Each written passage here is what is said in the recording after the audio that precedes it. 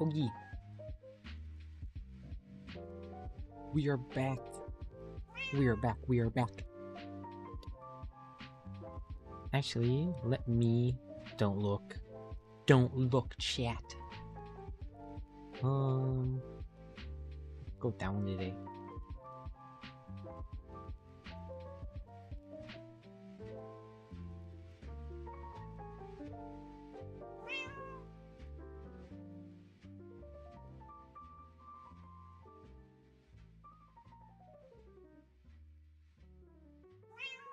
No thighs.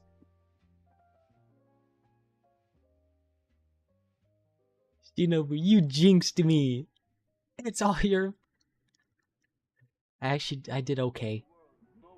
After the first 18. And then it went downhill. But it was fun.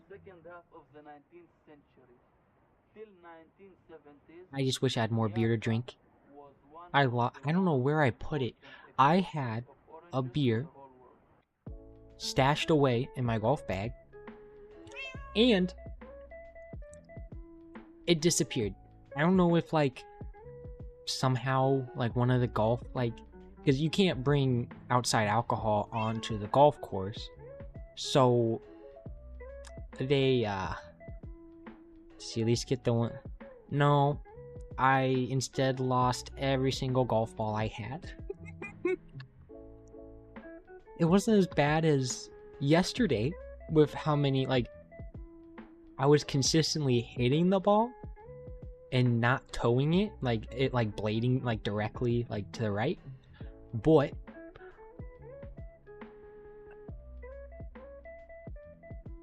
I just hurt my back more. Oh, there was... Wait.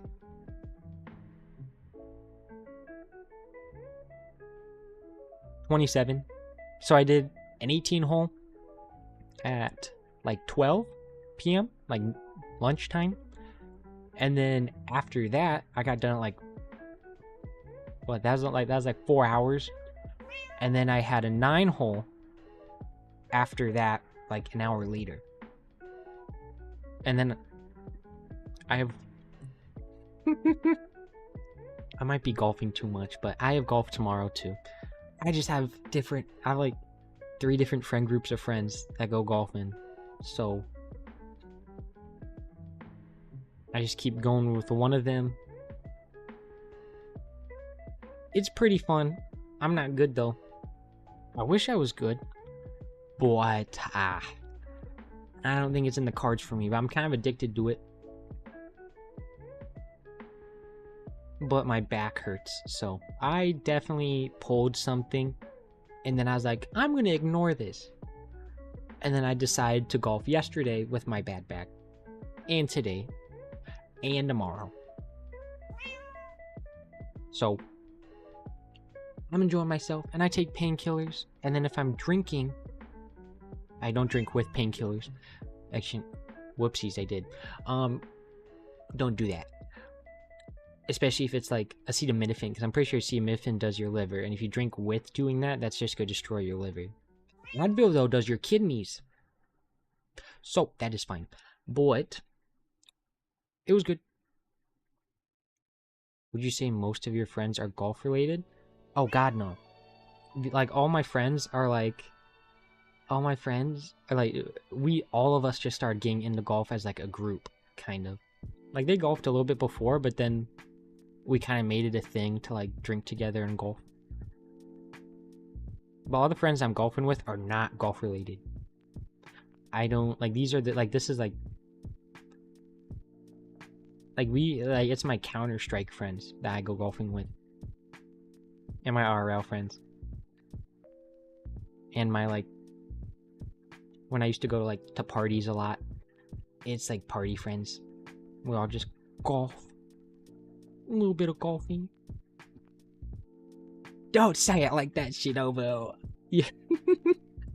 Why are you saying it like that? I just I pulled something, I think. It'd suck if I tore something. It doesn't feel that bad, but I definitely pulled something. And my sleeping posture is that of a shrimp. So, that doesn't help at all either. That does not help at all either. So, painting miniatures? I used to paint miniatures. But that was a while ago. But I only did it mainly because I was interested in art. And that was like my hobby. But I stopped doing art. Because I used to do oil painting. I don't know if I was any good at it, but I had fun. Just like golf, except sometimes I'm like Tiger Woods without the DUIs. Like, you know, I hit like a nice chip, you know, 1 or 2, and then I 5-putt it or 7-putt it.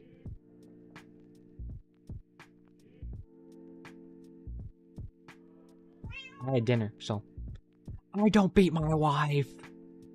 I don't have a wife yet. Just need a 7 foot tall.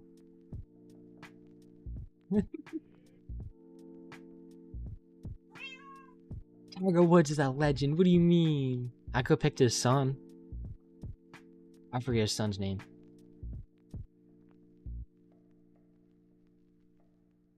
Oh, I forgot his name. And yeah, without the cheating scandal. Didn't flip my car. Didn't do any of that. But I also didn't win, like, have, like, one of the greatest, like, domination in sports history type thing. So maybe I'm not Tiger Woods. I just drink.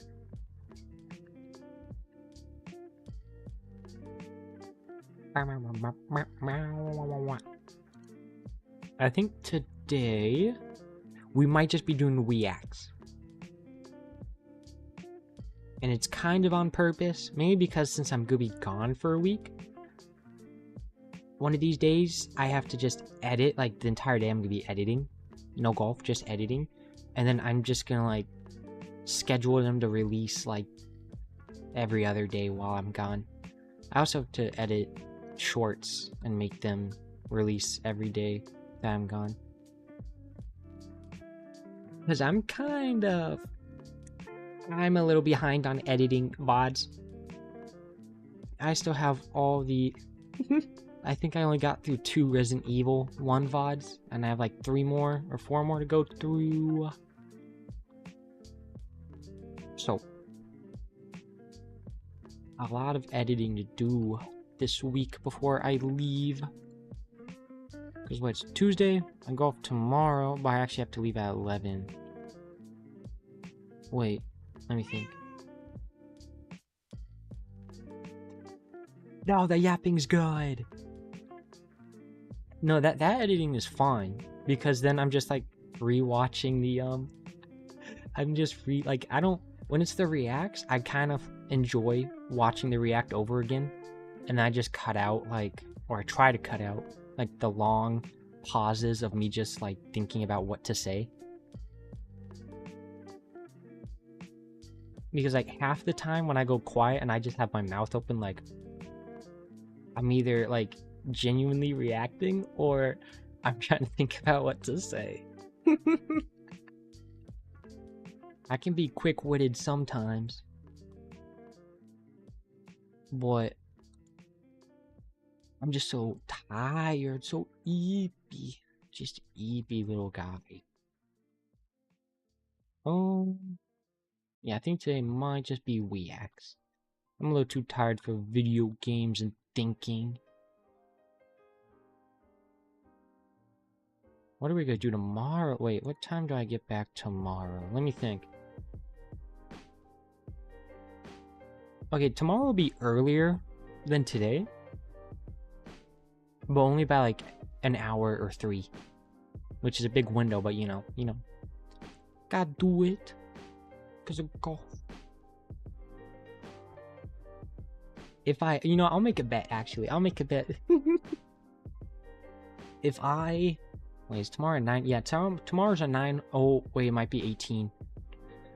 I've golfed at like the same golf course just like 3 times, and it's still fun, but Lord have mercy. If we do the 18 hole tomorrow, if I break 110, we'll do a soldering stream.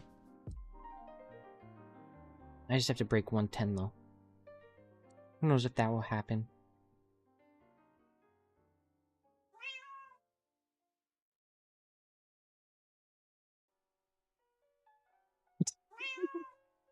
No thigh high stream. Shut up, bud. Shut it.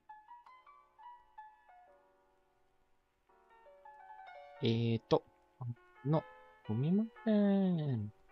大丈夫ですか？はい、大丈夫。大丈夫です。Well, we have... Oh no, we have 2 ones lined up for reacting. And of course, they're murder one. Oh no, not murder ones.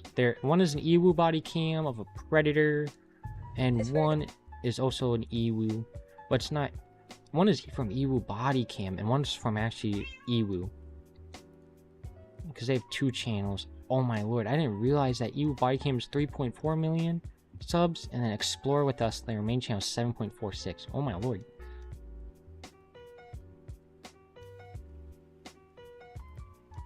Oh my lord, Shinobu.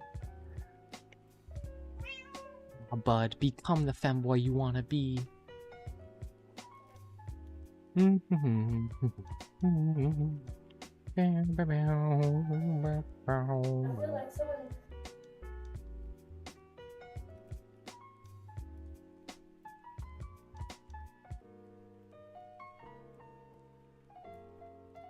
That looks like a good one too.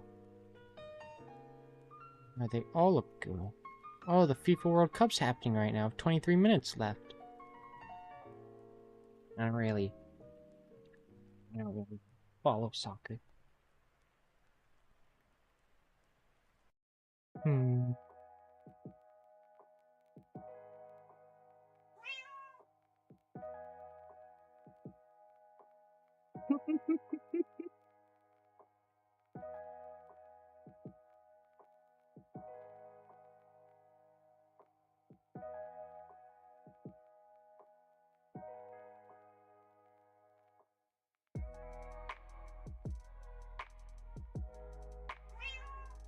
Oh.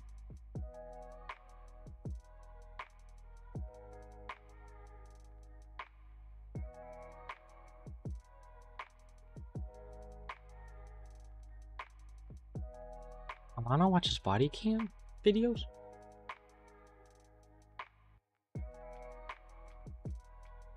No, she probably does. I just can't think of one off my head. Because I don't usually watch her for the body cam reacts. That's Marshy that I just watch. Or, like, the ones I've watched, like, all I want to do were, like, car crash ones.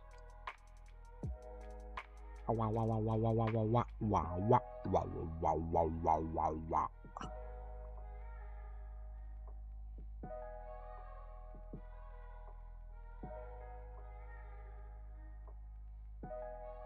Okay, 1 second.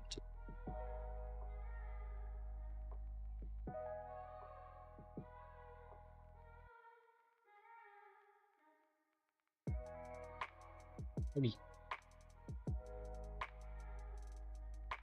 Yeah.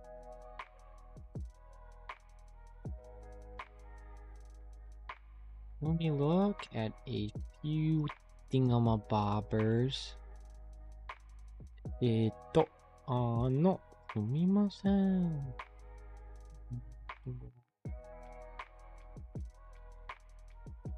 難しい。はい。とっても難しい。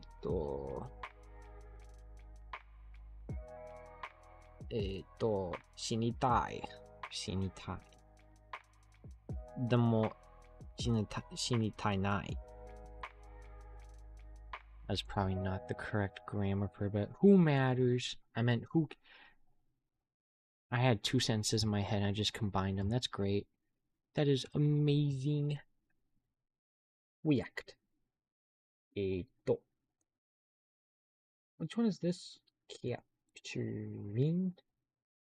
I'm in a dark. I'm in space.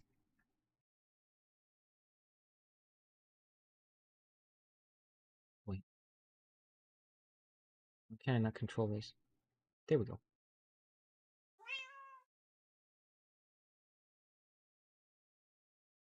Ooh, let me look. Let me look.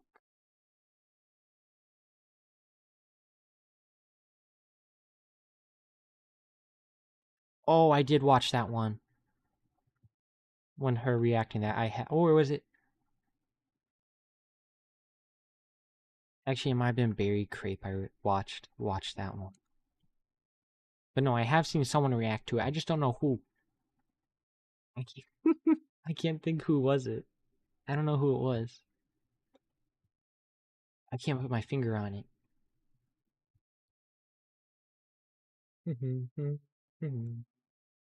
What is this?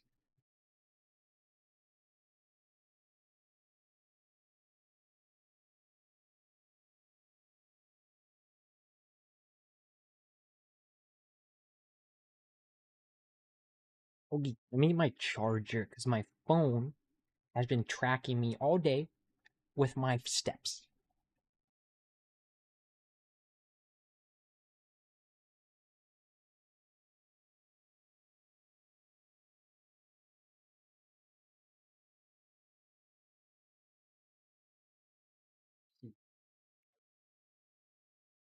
Yeah.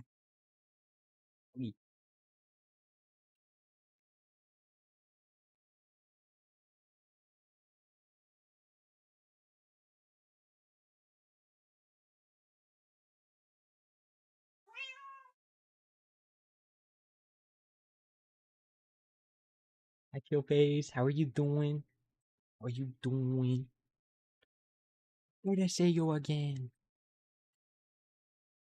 Okay. We are. Okay, so it's Iwu Body Cam. I already love Iwu because it reminded me of JCS, Criminal Psychology, because they have the same narrator, and I really like his voice. And it's Predator School Counselor, so he's a job there, realizes he's been caught. So probably a predator.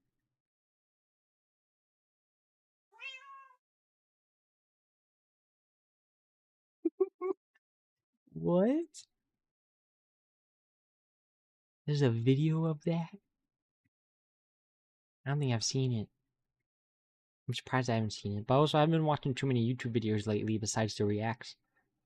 I usually just like, after I like stream, I kind of like deadpan stare at like the wall for like an hour. And then I'm like, oh wait, I can go to bed. I love to catch a predator.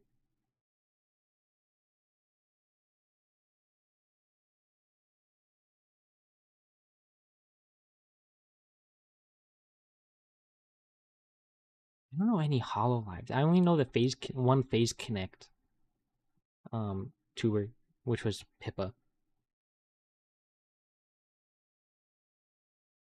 Eee. I think this one's gonna be a good one. I'll like it preemptively. 17 hours. Mine's probably like my watch time is probably like it's probably somewhat long, but that's because I sleep to like this one YouTube video which is like Lightning and Thunder for 7 hours straight, and I just play that, put an AirPod in, and then I just pass out after I take my sleep meds, my horse tranquilizers. Oh look, his hair color matches mine.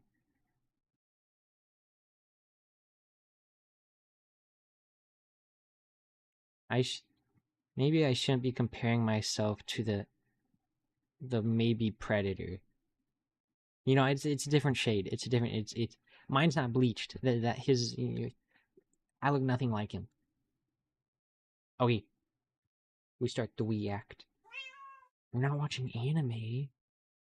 We watch Friend. Oh yeah, I'm just watching each all day, whether music or video essays or memes or whatever.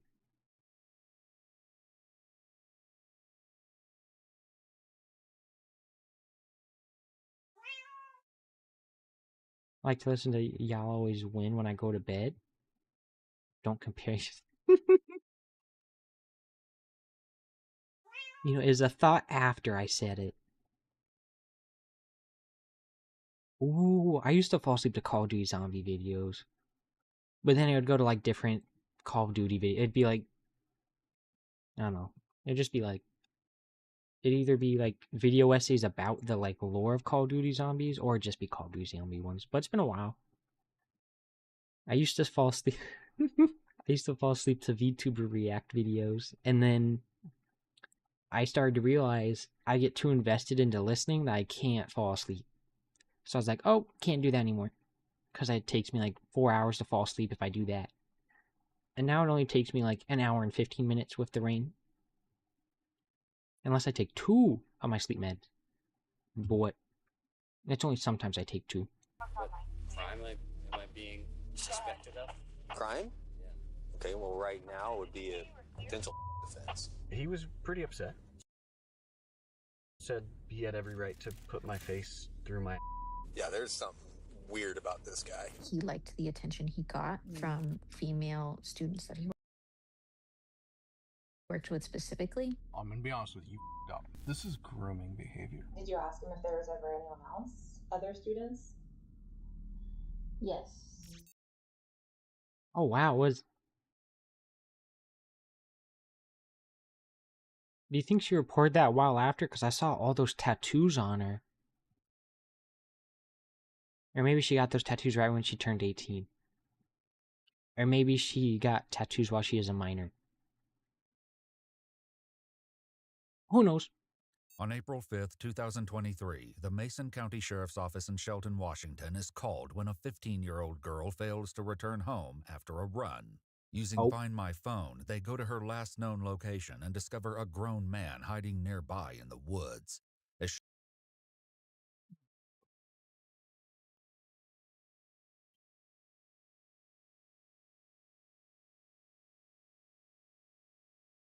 shocking as this is, the man's true identity and the scope of his other indiscretions are even more disturbing than anyone. Why does he look so weird? I don't know, it's like, I don't know. Seeing him like talk and make the facial expressions, it has like, it's like on the like, what's the thing called when it's like people that are like trying to look human? Or not people, but like, it's like a scale. Oh, was it called? It is on the tip of my tongue. Uncanny Valley, that's what it is. I'm just getting Uncanny Valley vibes. One could have imagined. It is her school counselor. The following is based on official police records released to date, and some of the footage has never been seen before until now. When her daughter didn't come home after a run, the 15-year-old's mother and stepfather trace her location on Find My Phone to a road near their house. arriving just in time to see the teen walk out of the woods. They soon realize that a man is hiding somewhere deeper in the trees. He only emerges once they've taken the keys to his motorcycle, where they had been left in the ignition, and called the police.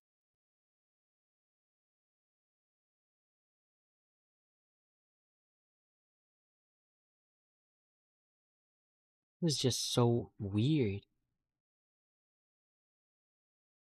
This, to be honest, this is almost like a to me it feels like it's almost like a Chris Hansen video.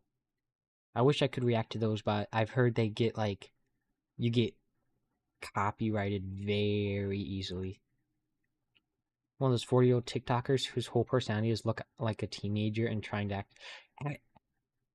You actually, you hit like right on the head. Yeah, that's actually exactly how he looks. He look, you know, I don't want to make comparisons to like good people, but his look did kind of look like a TikToker teacher. It was maybe just the hair color, I think, and the face shape. And it's definitely not the teacher I'm thinking of that's on TikTok, but I just saw similarities. Now that a deputy is on the scene, he approaches the man. How's it going? You got ID on you?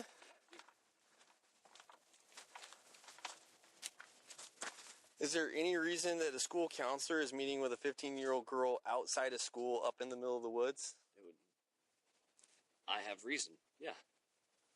Okay. It's not what they suspected to be. Okay, well, here's the deal. I've been doing this job for 7 years. Sure. And you hiding it. Why does he just look so weird? Sure. Yeah, the politician like offed himself, and then the politician's sister sued and won because they're saying is entrapment or luring or whatever. So I do remember that. But then Chris Hansen started like another show, and then he finished that one, and then he just started. It's like, what is it called? What's the new one called? I forget his new show, but it's still good. I still enjoy it. In the woods tells me otherwise. Sure. So Don't agree with that. you don't? You really don't think that it's unprofessional that you're up here in the woods with a 15-year-old girl? I would say that I crossed the line professionally. I would say it's not what I think you're insinuating it to be. Okay. The deputy returns to his vehicle, relaying the information. Why is he he's using like the counselor talk voice? I don't know if you guys know that, but it's like it just reminded me of like when I was in like high school, and it's like you had to talk to a counselor, like, or at least I had to talk to a counselor like once every week. And he just has that, like, he's using that like counselor voice to the police officer. It's weird. It's just weird. I have reason, yeah. So you guys like, is he gonna say it? Like, he's like, it's not what you suspect it to be. Then say what, like, he's gonna wait for me to, like, you go wait for me to ask? How about you say it? Like, if you think the other person's thinking that you're like doing something bad to this kid, don't you want to like defend yourself and not talk like a counselor to the police? Because I don't think that counselor voice to the police is very professional. And he's already crossed the professional boundary, like he said. He already admitted, he's like, yeah, I crossed the professional boundary. What other boundaries did you cross? And what would be his definition of a boundary being crossed? Like, if he says, yeah, I crossed a professional boundary, how would you say you crossed it? Like, I want to know how he would define that crossing. But who knows? He's uncovered so far. So this 15-year-old girl was up here in booty shorts and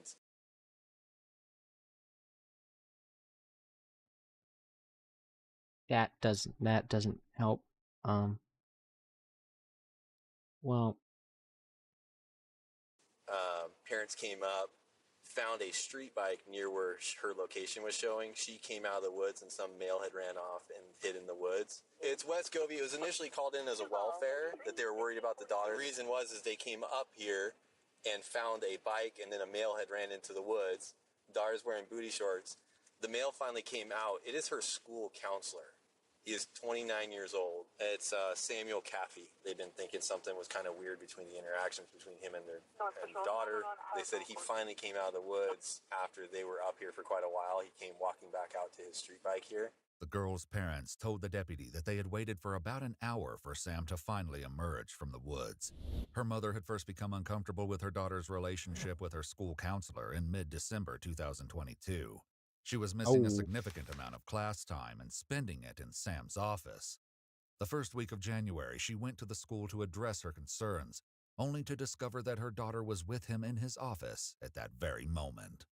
At the scene, the deputy speaks with the teen's mother and stepdad to establish more of the story about how they ended up here today. Your daughter's just hanging out in the back of the car. Yeah, I'm gonna kind of go keep an eye on her. I don't believe there's anything she has that she can like herself with, but she's said it multiple times because she didn't want us to find out who she was in the woods with. And we said, hey, if he's an 18-year-old boy, we'll be gladly give him his keys to his car back and we'll leave. When you got here, where'd they go?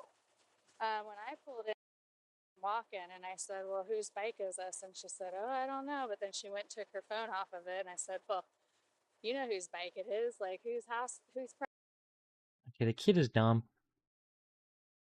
I don't know whose bike that is. Grabs her phone off the bike. The parents seem pretty reasonable though. Like they're like, like take the keys. Cause it's like, I mean, it's right where she's like pinging, so it's like, you know, there's like, she knows whose bike it is. You want to know how old the person is, because you don't want it to be like a predator. 1 second. I gotta check to see if I have ticks. Because I did have to walk in tall grass.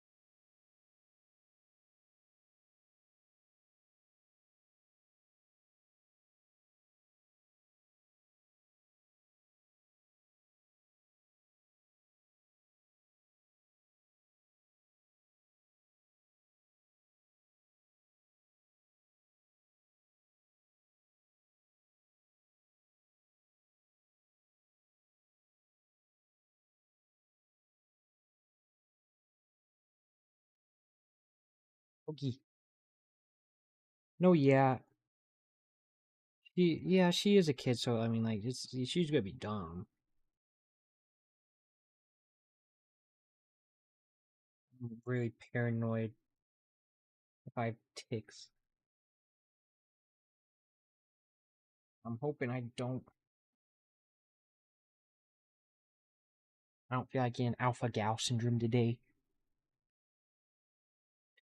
I think I don't have ticks. We can hope.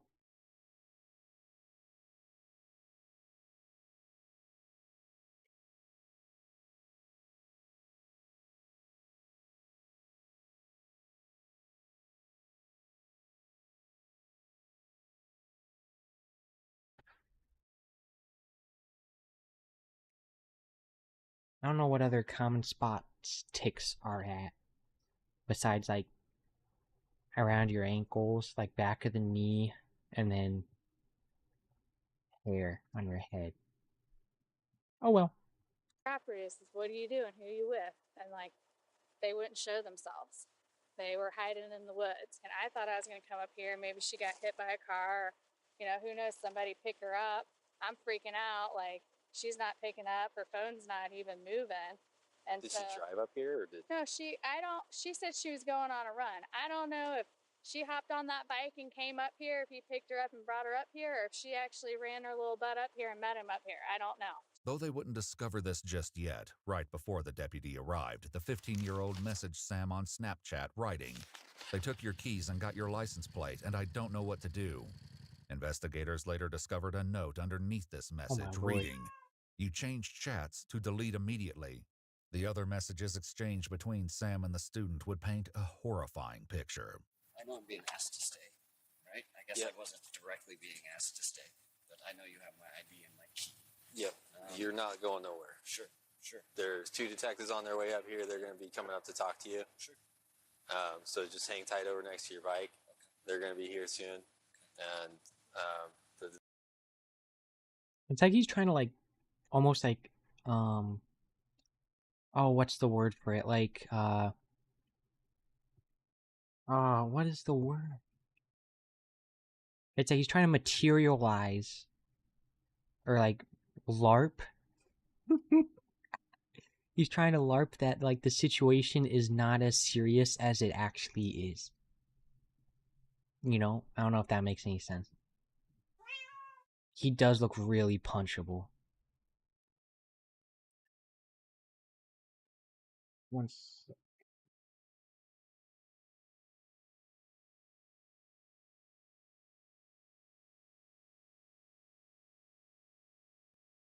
Okay, I think I'm tick free. We will hope. Detective Sergeant is contacting the school to find out as to why you're up here with a 15-year-old girl hiding in the woods. So you can go and wait over next to your bike. One last question, if I may. Mhm. What crime am I being suspected of? Crime? Yeah. Okay, well, right now would be a potential offense.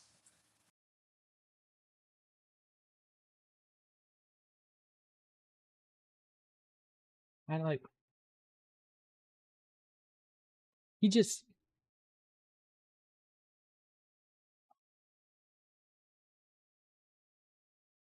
I don't know, with like the parents that were like killing their kids. Like, I hate them, right? But like, they haven't like disliked someone so fast. Like just like I don't know what it is about him. He just seems very fake.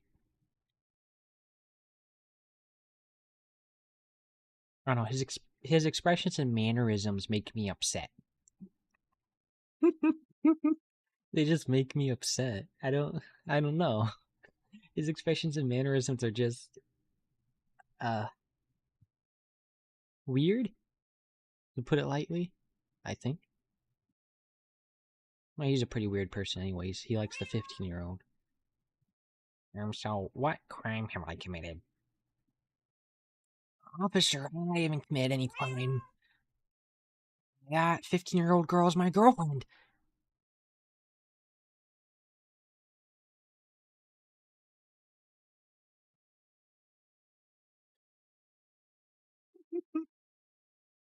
Yeah, he's gonna have a bad time in prison. He's gonna have a bad time in prison. And what evidence to put me other than just the circumstances? So, is that what it is?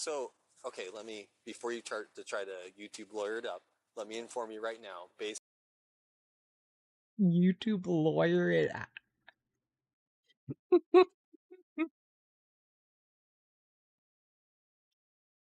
Oh, I love this cop already. He's already amazing. Before you start showing off all these excuses, let me make something clear. What did I get a notification for? Oh, 1 sec.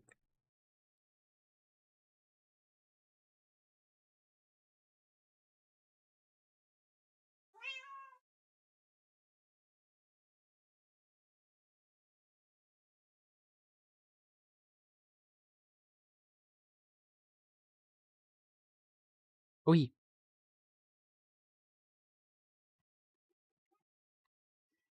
Yeah. My girlfriend goes to another school, but you're 40? Oh my lord.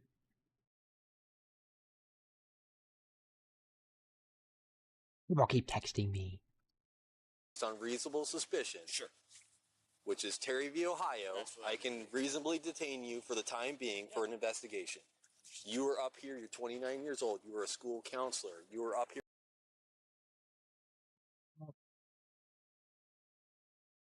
I get the officer like stating these facts, but there's no way this 29-year-old school counselor knows case law. Like, I highly doubt it. Like, I probably know more case law than this guy, because I used to want to be a lawyer. Before I knew all a lawyer does is confrontation. And I hate that. So, I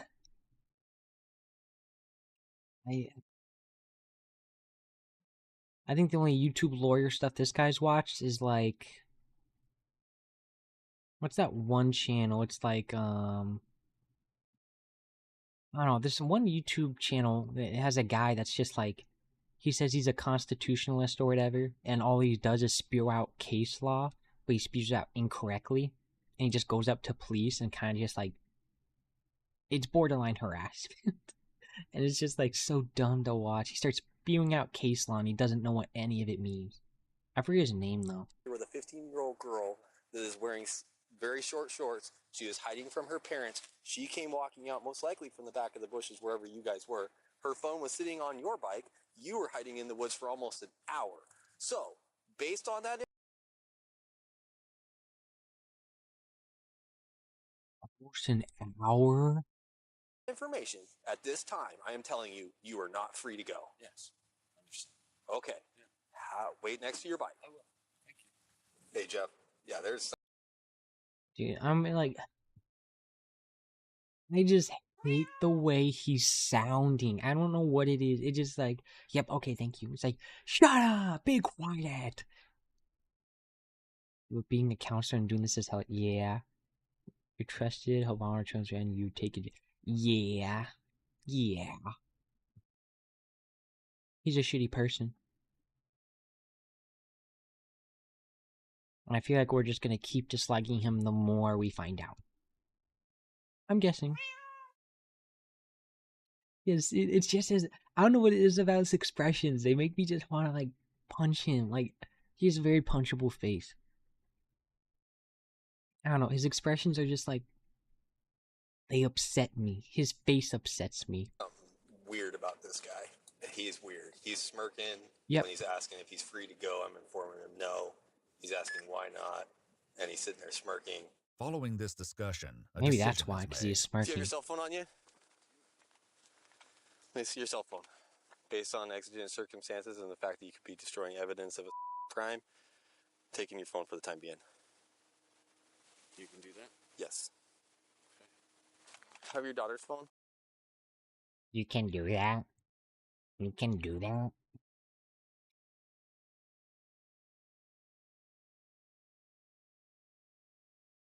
Is he stupid? You think the officer would... Oh no, we can't do that. We can't do it. Oh, sorry, we can't do that. No. His questions make me upset too. Everything about this person makes me upset. It isn't long before the detectives arrive and the deputy briefs them about the situation. But his behavior is off. Sam is brought into a vehicle to speak with investigators. He's Mirandized and tells them that he's been a high school counselor at Shelton High School for 7 years. He works specifically with the freshmen, overseeing about 400 students.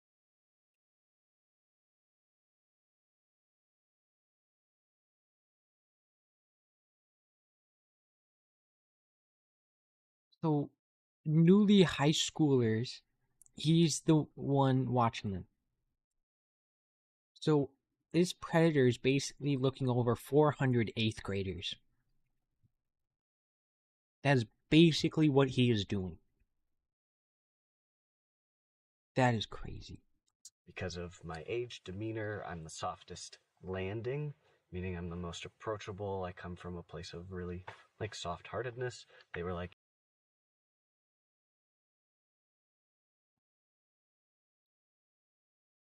If you have to say it out loud, it probably isn't true. If I said to chat, like, oh, I'm a nice person, who would believe that?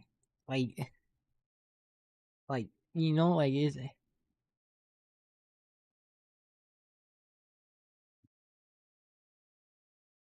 It's, oh my lord. you should be the freshman guy. So I usually pick a handful of kids that I really deeply invest in. Sam explains that the 15-year-old Deeply invest in. Deeply invest in. Yeah, they looked attractive to me. That's why I picked them. Like, what? Like, mm-mm. Sure, man. Yeah, sure. Yeah, you were invested into them, all right. You're very invested into them. Yeah, exactly. But he like, yeah, he's just like a bona fide weirdo. girl is one of those students. So what brings you then to where we're at here? Yeah. One of my students that I've gotten to know really well, who's in my like DBT, dialectical and behavioral therapy group, who's somebody who comes and checks in with me pretty regularly. And so she recently had some kind of abnormal home situations. Okay. And so we've Okay, been pal. staying in better Okay. contract electronically about what's going on. Sam tells them that the abnormal situation was an argument between the teen and her mother. She ended up, in her words, punching a tree and showing me pictures of how bruised up her fists were, her right fist was. And then she sent me a picture of her bruised forehead from her and her mom both said that she had smashed her head into the wall repeatedly because she stated that they were not listening to her. Sam reveals that this isn't the first time he's been in trouble at work because of his inappropriate behavior with students. That was a conversation that I had with HR and my evaluator earlier this year because I was allowing students to reach out to me via Google Voice and Instagram to be able to get a hold of me when they were having problems and going through things. Investigators reached out to Sam's now ex-wife, Rachel, and she told them she always had an issue with Sam's boundaries with his female students.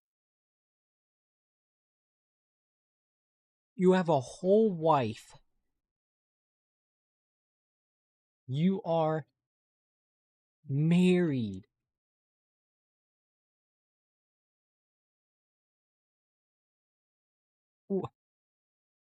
What is wrong with him? In an EWU exclusive interview, Rachel discussed a particular incident between Sam and a different student than the one he was caught with. But she had said a few inappropriate comments, and I had come back with, hey, that like makes me uncomfortable. That should make you uncomfortable. Why haven't you said anything? Because letting it slide communicates that you like that attention from her. And I feel so bad for the wife. Like, she, like, he fumbled. He fumbled. Well, worse than fumbled. He's, like, doing stuff with kids. He's doing something with kids and not being professional. But, like, you know, he, like... And his wife seems really nice. Like, you see that? Like, yeah. she should be, assigned to someone else, and he didn't do it. He would have a game theory over Discord late at night. So it was, I think it was late Friday nights or something.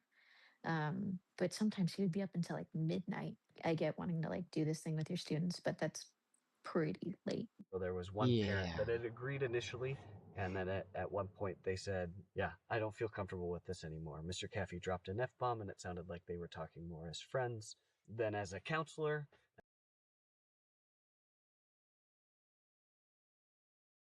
Who dropped an F-bomb? Did a different counselor, or did he did?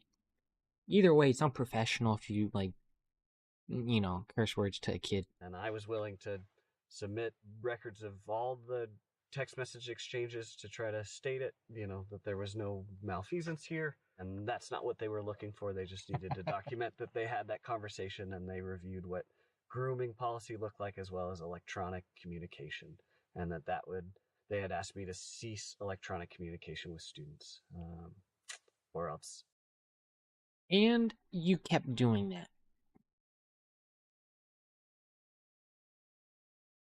Okay. Well, some people never learn. And then life kind of hits them in the face. Usually deservedly. Discord Mitch. Further disciplinary actions would happen, and I did that with some students, but not all students. Okay. And that's kind of what led me to these circumstances here. In her interview, Rachel shared that even Sam's own friends had noticed something was off. One of them had said that they always got a weird feeling that he liked the attention he got from female students that he worked with specifically. So let's talk about these circumstances here. What's going on here today? Yeah. Okay, when even your friends think like there's something off, that's bad. That's even like, that's really bad. I talk pretty regularly. This is a massive understatement, as will soon become clear. Sam reveals that he mostly communicated with the student over Snapchat, but also spoke on Instagram. After the fight with her mom, Sam claims the student said she wanted to talk to him. I feel like he was kind of like wanted to be like a white knight and just kind of like save them all, was kind of the impression for a while. Yeah. I suggested that I come out and check in with her, and I initiated that. So he has this like,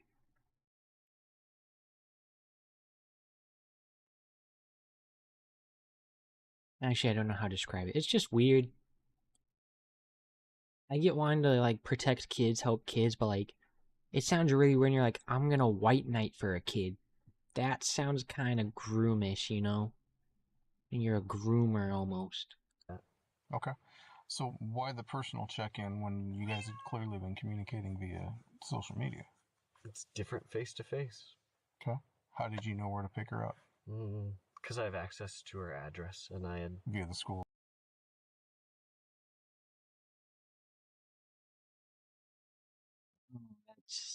That just sounds so weird. I don't know. That it's normal, I think, to like you can like well it's not normal to go to her house, but like for school to have like they have everyone's address, you know, to send stuff. Like for like, oh, we want donations, so they're gonna send, you know, all the mailing letters to all the houses and all that. It's just weird when he says it. Database? Okay. Is that something you're supposed to use for off-duty purposes? No. According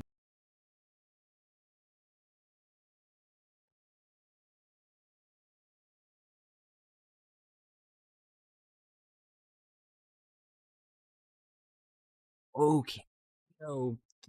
to the school's IT department, the last time Sam accessed the school's student database was back in March, meaning that he hadn't recently looked up her address. Tell me about what happened when you showed up. So he had it saved. He saved her address? He probably has her address in like his like Google Maps thing where you can put like a pin somewhere. You can like put where your house is, like stuff like that. He might have that for her, which would be that's weird. That is pretty weird. That's pretty weird. Yep. She said that she was going to go on a run and that she was going to meet me at her mailboxes. Okay. And so I drove and sat and saw her run by the mailboxes, and she saw me, and she ran up to me. And then she was worried, and we were worried that Mom and would come by the driveway and see us, and she was worried about that. So she hopped on the back, and we puttered up here. Okay. We pulled off, and then we stood and we talked. Sam claims that they were only speaking for 10 minutes when the girl's mother and stepdad arrived. However, the fact that she was gone long enough for them to become concerned puts this statement in doubt. And so, yeah, they were doing something in the woods. They were doing something. And they're in the woods. Why would you talk in the wood? Like, what?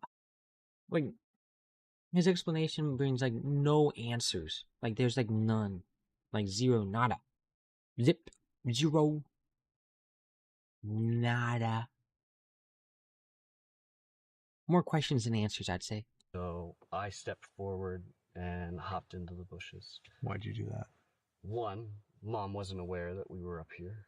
2, my fear was I've already had a conversation with my district and my HR around student contact, and that this clearly put my job at risk. At any time did you come out and say, hey, it's me? Yeah, that's exactly what I did. How far into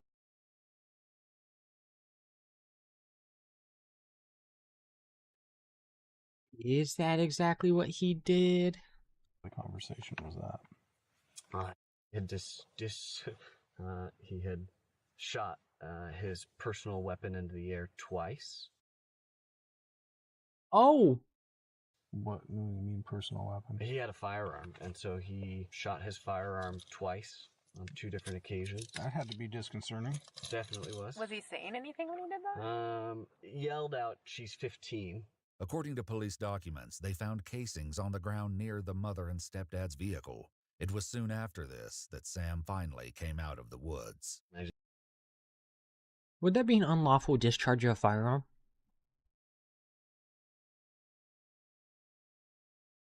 I kind of doubt they're gonna, press charges with that, but I think if you're going by the book, strictly by the book, only by the book, it might be unlawful discharge of a firearm.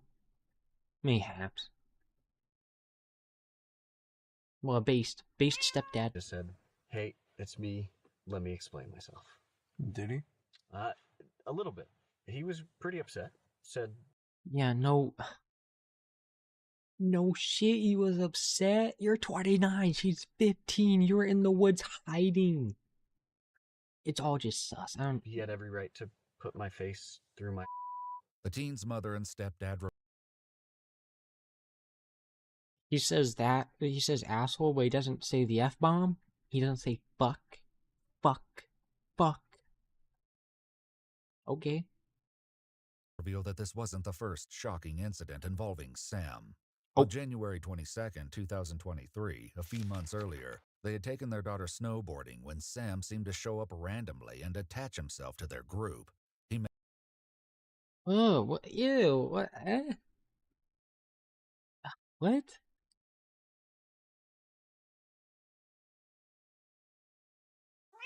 What a weirdo.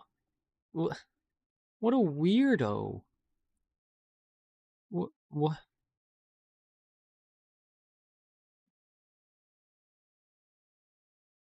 That's just, it just gives me the ick. Like, what? What a weirdo. Made 3 passes down the mountain with them.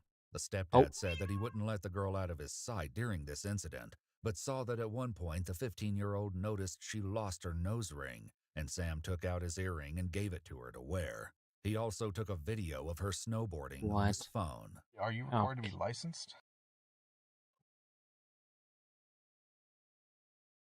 He just joined the vacation and then proceeds to film her going down the slope, I'm guessing on his own phone. It didn't say, but I think we can assume it was on his phone.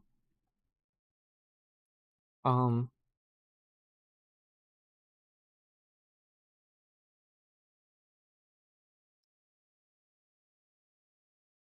don't know, people this pushy are like my least favorite type of people. It's like when that one person you didn't invite to something shows up. You know? It's like nobody invited them, but they showed up anyways because they knew it was... How weird. How... To be a school counselor? I have a certificate. Okay. That's probably in jeopardy because of this contact, which tells me that there's something profoundly different about this contact or this relationship that you have with this student, that you're willing to put all that away and jeopardize all of that. Why her? Why are you risking everything for her? Because I like her better than my wife. Weirdo. I don't think it's just, like, I think if you look at who I choose to invest in, like, I work this... I don't know if my model can catch when I roll my eyes, but, like, it's just... Like, he is.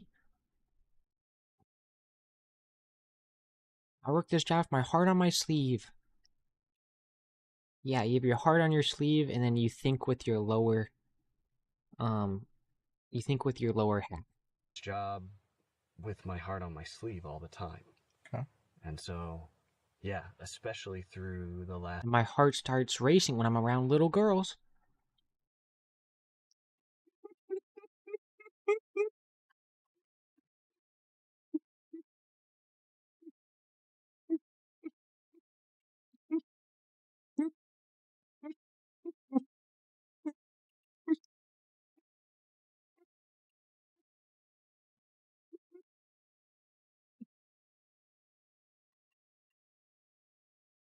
Man, I'm a stand-up comedian. Couple months of this year, like, I've maybe overstretched in my professional boundaries, but in a place of, like, I know what I'm doing is supporting kids. I thought having a familiar, comfortable face that she trusted to tell her that it was going to be okay was helpful. Okay. Because I'm going to tell you exactly what this looks like, and exactly what it smells like, and I think exactly what it is. Okay? Smells like. Does he smell something?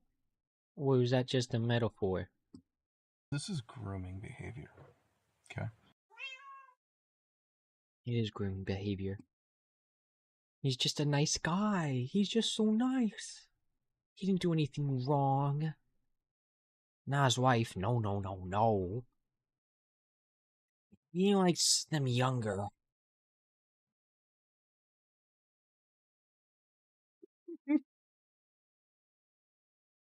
And I think his XP bar is too low for his wife. He needs to grind a little bit before he can talk to his wife.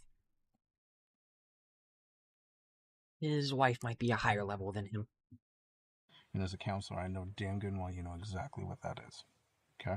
Soon after detectives arrived, the 15-year-old girl was transported to the hospital due to the threats she had made. She was then enrolled into a long-term psychiatric treatment facility, and according to police documents...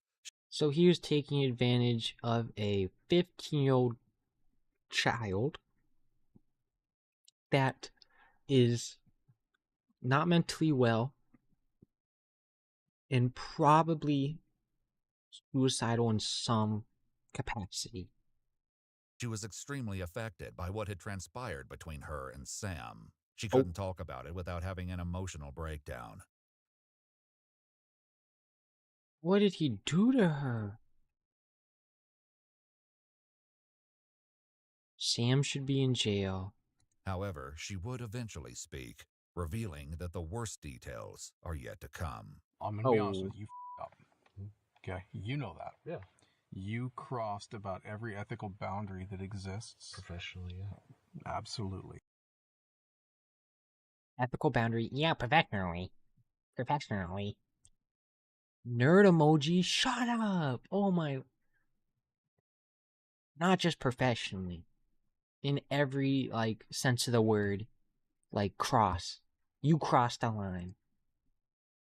Idiot. I don't think it's for altruistic reasons. Okay. I don't know what that word, big word means. I think that your relationship with this student in particular has crossed over from being a counselor-student relationship to a relationship between a man and a woman.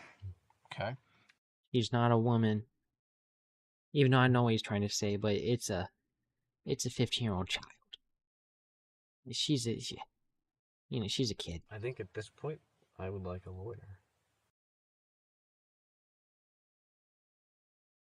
You know, this is probably one of the smartest people I've seen in a body cam, where they ask for a lawyer right, like, as soon as they can. Do I hate that he's smart in that aspect? Yes. I hate it. In order to further have this conversation. Okay. That is your right. After refusing to speak, Sam was eventually released and allowed to leave without charges. However, the investigation continued.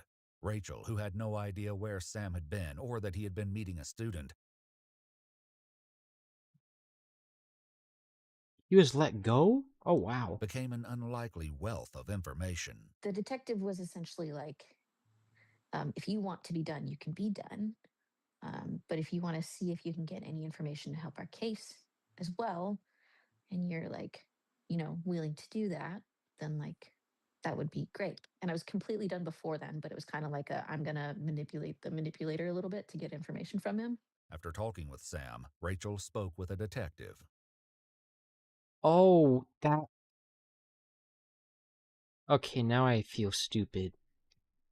I thought this girl was the high schooler, because he was mentioning like how he was talking to a high schooler before, and then this was the clip. Very pretty wife. She seems really nice. I like the tattoos. I let him stay with me that night because I was raping. Did he make statements? Oh yeah. That night he did? Yeah, there was something that night, and then reading the report because I got the report already, and I read it. It's just kind of like, wow, like he did completely manipulate her too, being like, if this got out, I'd myself. According to police,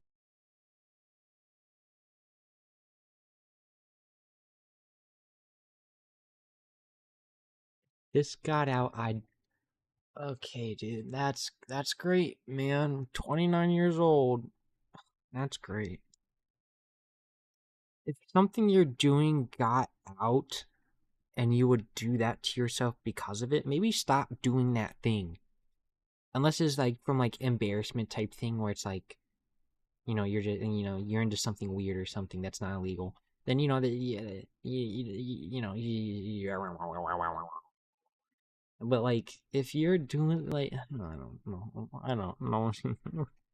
I'm just losing my hope in humanity watching this.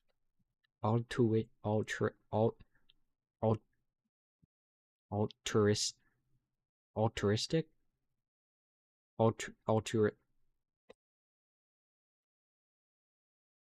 That word, genuinely caring for someone for not selfish reason. Oh, okay.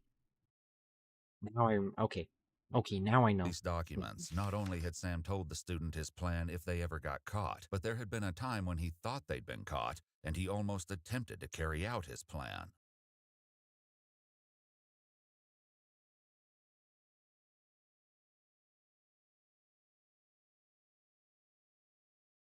Okay, I'm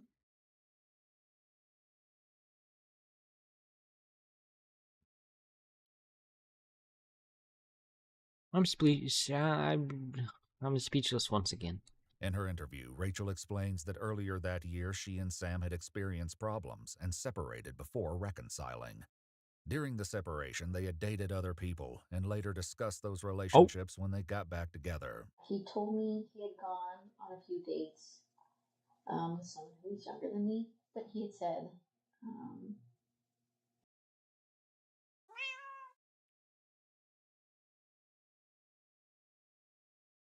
A few dates with someone that's younger than him. Was it a 15-year-old girl? Probably. Read the flashcard videos? Let's read the flashcard videos. Is that the one where it's the Japanese, like, they're like, 1, 2, wah, wah, and then you go, like, beep, beep, bop, bop, beep, beep, bop, bop.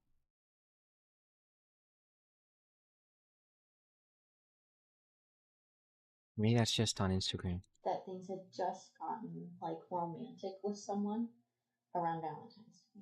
What Rachel hadn't known at the time was that Sam had been referring to the student. Since her phone had been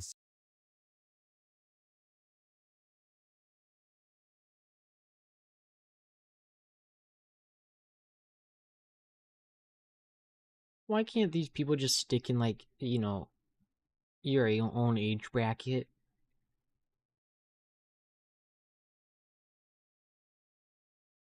Like, do I like older women? Yeah. I'm also not a minor. So, why can't they just, like, stay, like, 3 years older or younger type of thing? Like,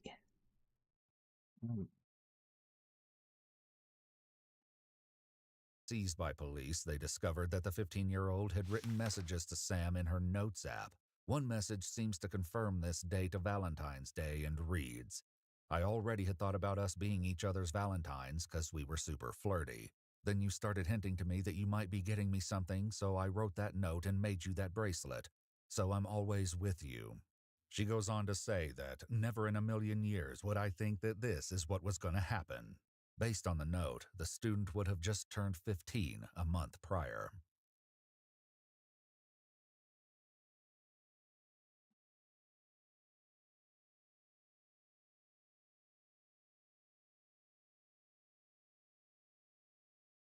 That is so disgusting. That's probably the most disgusting thing, like, I've heard in a long time. That just makes me nauseous. That is... Ugh. Eee. Police also found a photo Ah. time-stamped February 14th, showing a heart-shaped box of chocolates, what appears to be marijuana, and 2 vape cartridges. It was revealed that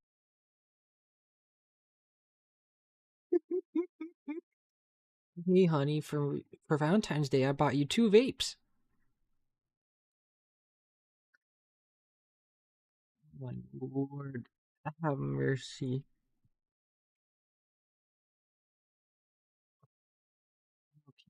Well,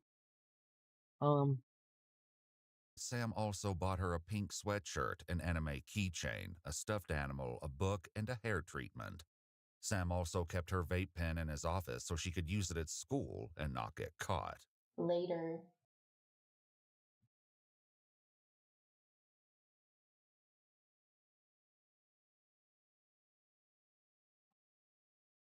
I don't... Oh, okay. Oh.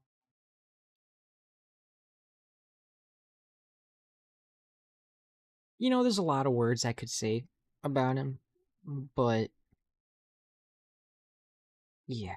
He had told me that he had kissed someone on Valentine's Day.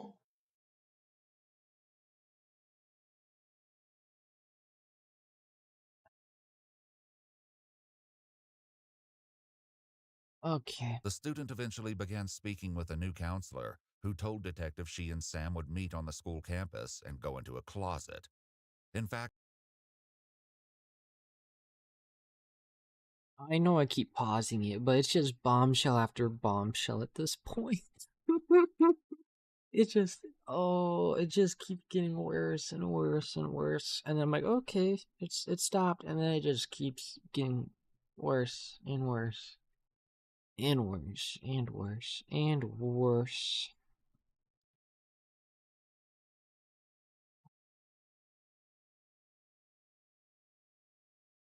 What is wrong with people these days? Actually, it's not just these days. What is wrong with the history of humanity? they had also met up at the same location where they were eventually caught on several other occasions. Did he refer to her as girlfriend? Like after this all? Yes. At points that like they were girlfriend and boyfriend, like they had like done that. Oh my god. The student had a contact in her phone named My Love with a red heart emoji. Ugh. Ugh. That is nauseating. Oh my. Why am I eating during this? This is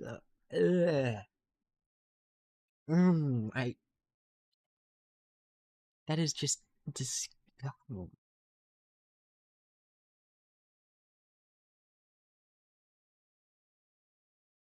That is just disgusting. When selected, it opened Snapchat and started calling Sam Caffey. If this wasn't concerning enough, in one note intended for Sam, she wrote, "I remember the way you would look at me and the way you grabbed my waist. I remember how you would hold my face and tell me how much you love me." As well, in a Snapchat message, she told Sam, "I'll always love and support you. I'll never abandon you. I will never leave you, Sam." Did he say he loved her? He told me that he had said that. Though he hadn't cooperated What is fucking wrong with this guy?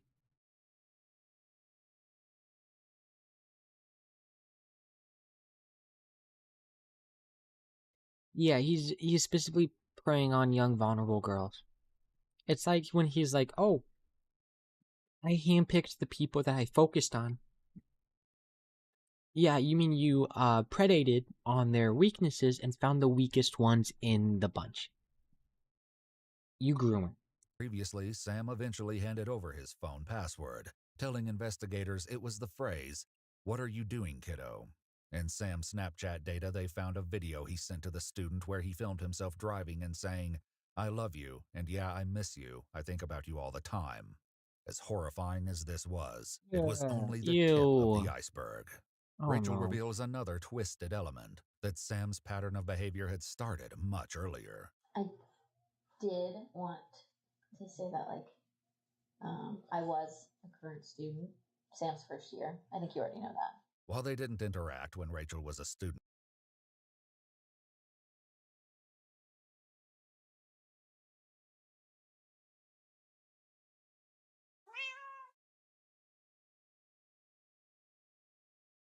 she explains that she had been 19 when they matched on Tinder, and he was 26.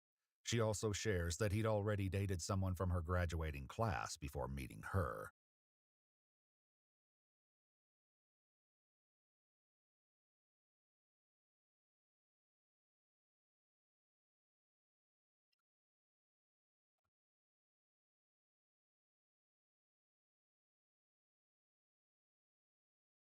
This guy might need the wood chipper.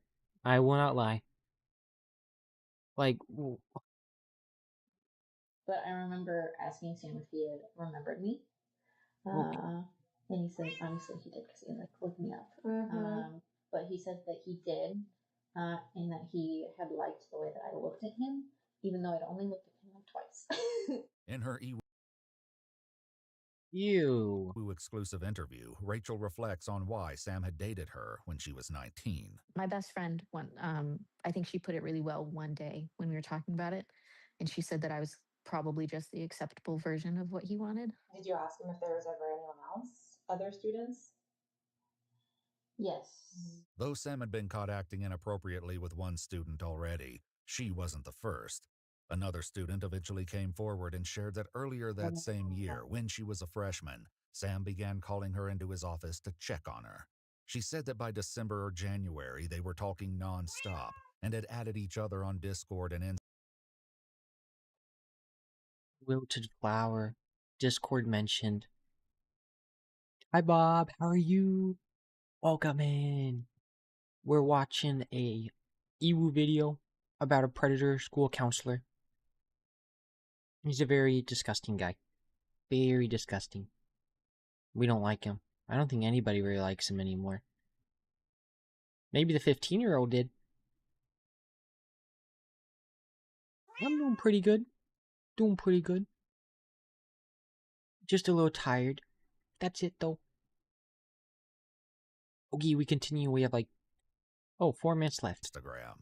This student reported that Sam would hug her, which she described as really awkward because it felt like a romantic hug since his arms were around her tightly and she could feel.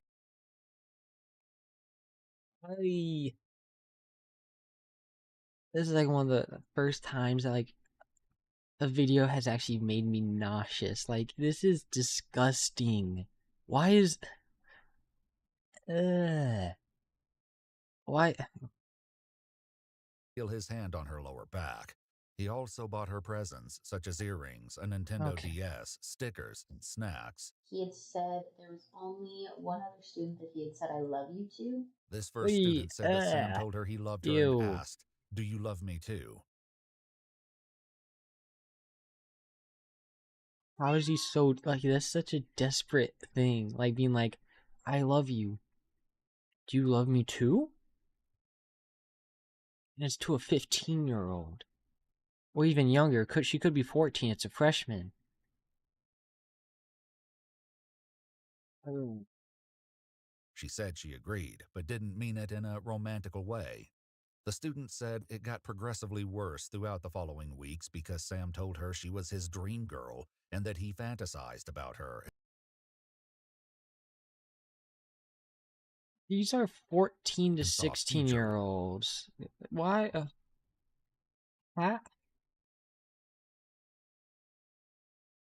Like, even when someone's like 1 year younger than me, I still can't, like, I can't see them as anything but a kid. I don't know. Maybe that's just me.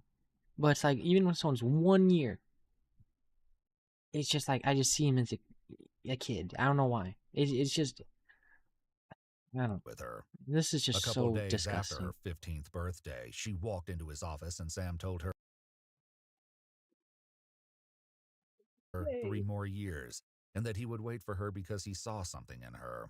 She said it just got so gross Like, to the point where I didn't feel safe in the school anymore. They're actually, what we do know is the two girls are very similar. Really? Yeah, like the situation and the gifts and the dating and I love you and that she's been extremely messed up too.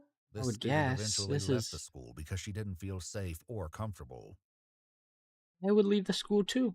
Like, you. This guy has so many victims. There has to be a lot more that just didn't like notice or something. Like he like gave up on them maybe. Returning to the student that Sam had been caught with, there are a few final horrific details. Then there was the statement of like, she told him she didn't want to, and he said it would be making love. So yeah, and so 15-year-old. The student revealed that she had sent Sam photos of herself and that he had Okay.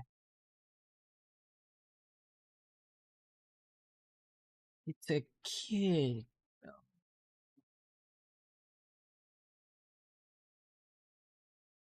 actually been to her house on at least one occasion, possibly more. In one incident, they watched a movie in her bed and Sam performed inappropriate acts on her.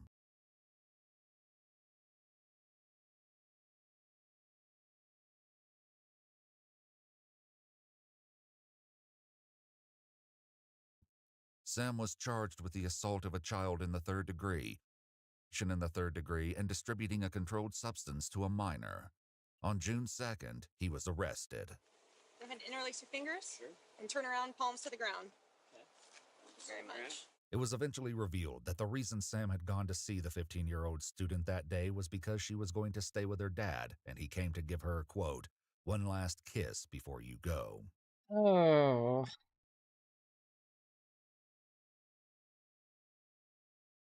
Can we just put this guy in a wood chipper? Can we please do that? Like,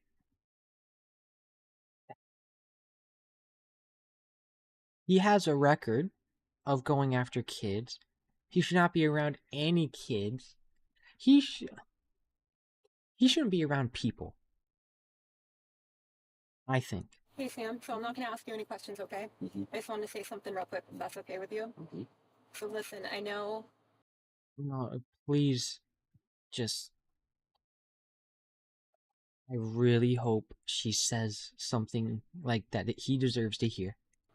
People make mistakes, right? Okay, this is not equaling a conviction right now, it's just probable cause, okay? I know people make mistakes. That being said, it's not the end of life, right? Okay? So if you could please do me a big favor and do everyone a big favor and take care of yourself and not do anything kind of silly and rash, because that's going to put a lot of pain on other people, and we don't need that, okay? Sam later agreed to give a... Oh, okay. Don't waste taxpayer money. Yeah. Old Yeller. Oh, yeah, I'm glad he's fucking stupid. Statement where he said that since being in jail, he has done a lot of introspective thinking. He stated he abused his position as a high school counselor and took advantage of his access to the students. However, he also said he wasn't a predator and never committed similar crimes with other students. It's inappropriate sexual acts to a 15-year-old student in her house.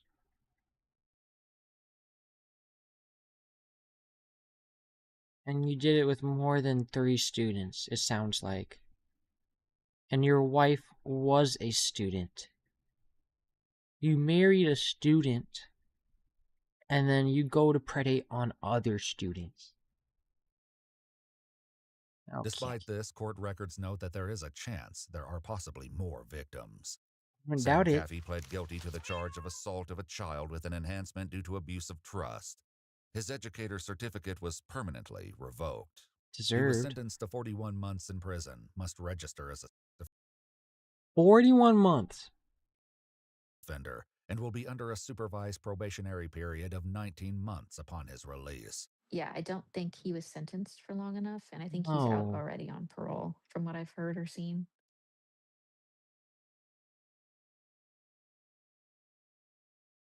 Sam Caffey no longer appears as currently incarcerated on the Department of Corrections website. He's already We out had to cut many on details from this parole. video for this platform. Watch our full videos as they were originally made, with no randomly muted words or details cut. We've also dropped brand new eWoo videos available only on eWoo Plus. Available now on iOS, Roku, Amazon Fire, Apple TV, and Google TV. Download eWoo Plus and see what you've been missing.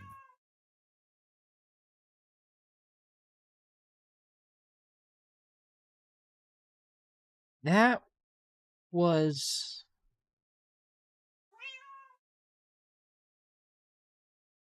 Yeah, dude even tries to look like a teenager. Embarrassing, disgusting. Yep.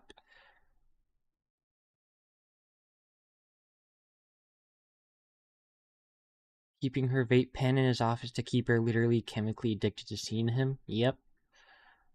Parents need to sue the school. I would say that, because there's many signs. Yeah, he's lucky the stepdad didn't do anything.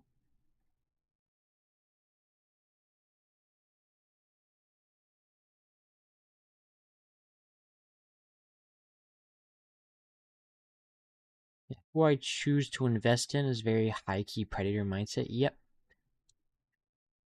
And this is, and then, aren't you supposed to be invested in all your students' mental well-beings? Yeah, that's what you're supposed to be. But he wasn't.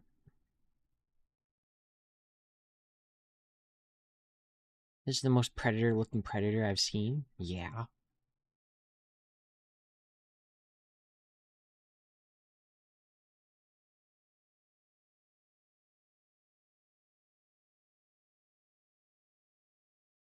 Oh my lord.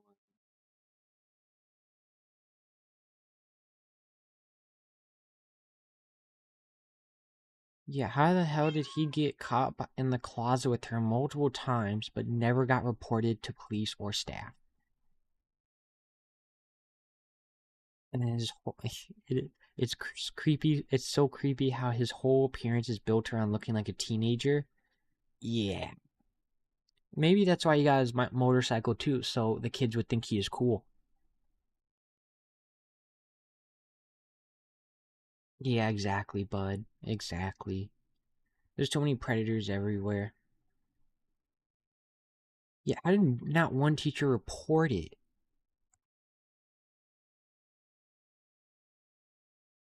Ugh, that was a bad one. It was a good video, a really good. I mean, I always love eWoo videos. They're all so good, but that was a bad one. That was a bad one. I know, bud, but I think he had different reasons for wanting a bike. Because I think bikes are cool too. I don't think I'd ever ride a motorcycle. I don't think I'd ever do that. They're really cool though. I'd ride like a dirt bike on like a track, but I wouldn't like get a real one. But bikes aren't predatory in themselves, but with this guy having one, it seems like it. That was a weird one.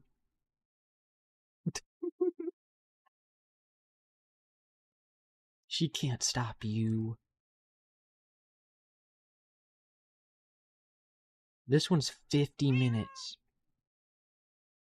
So I think if we watch this one, this might be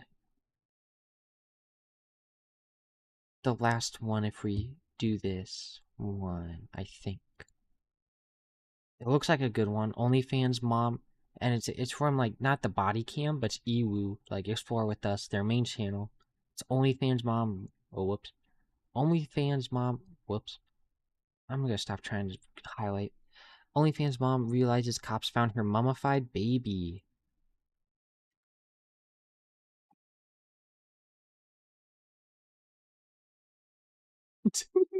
Oh my lord, Shinobu. Don't let her bully you.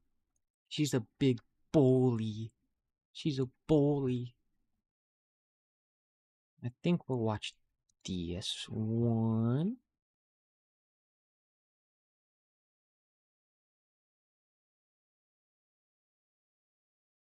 Ooh. Ay. Meow meow meow meow meow meow meow meow meow meow meow meow meow.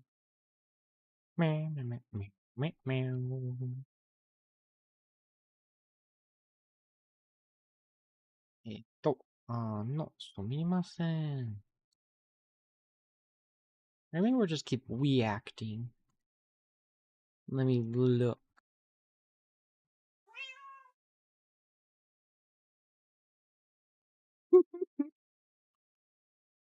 Or you just have to get like an anime wrap on it. Maybe then. Around where I live, there's a few like wrapped cars. I forget what they're called in Japanese. They have a specific name, but they just wrap the entire car in like this one anime character they really love. They look cool. I'd never ride one. I'd never like do that to my car, but they're cool. I'd just be too embarrassed to drive around with it, because then people would be looking at me, and I don't like being the center of attention.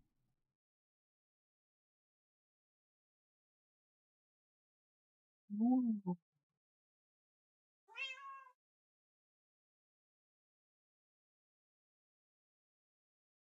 Ooh.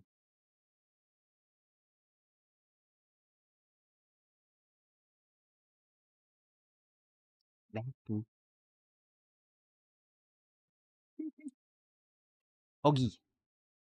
I think we will watch this one. Meow. Meow, meow, meow. Actually, wait. I'm actually gonna go to the restroom real quick.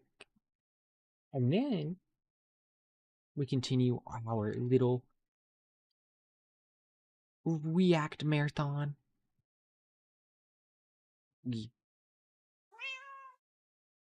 No, you don't get to come with. You're icky, icky bud. Ogie, there's some music. I'll be right back. Be right back.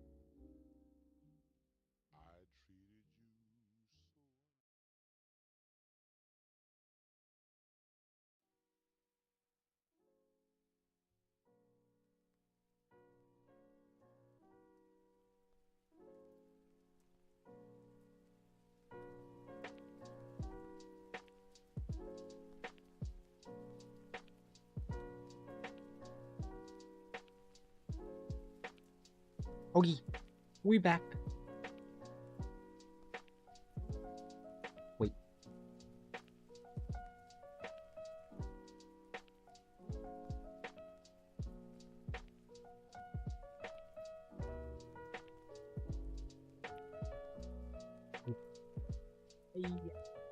Oh.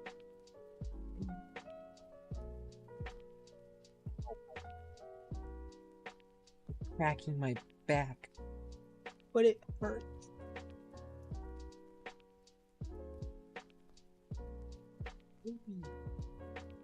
Stretching it felt nice, so that works.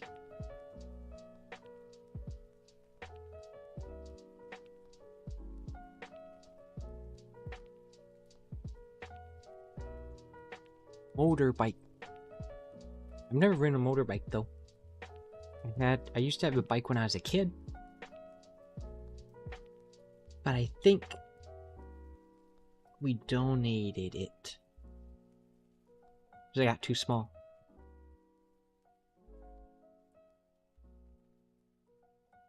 Oh yeah.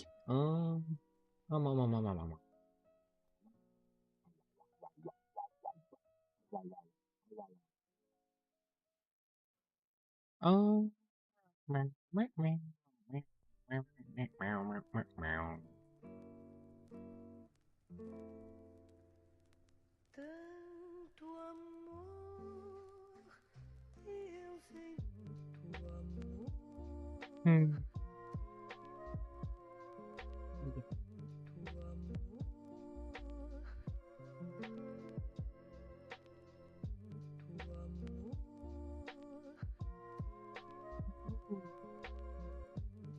Eepy, just eepy.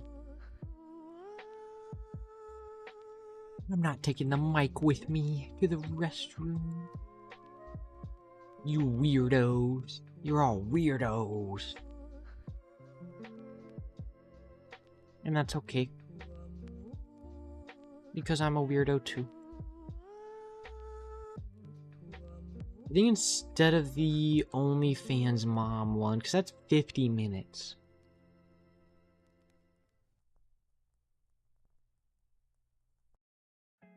I think... Oh, I know another song that uses this,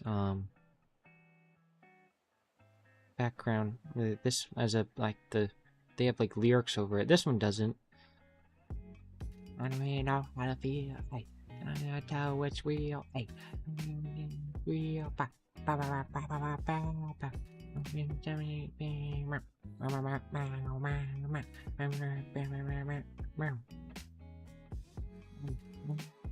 Yeah, I don't know this one. I bet I could find it in one of my playlists, but I don't know it. We'll watch this horrifying body cam of a killer mother.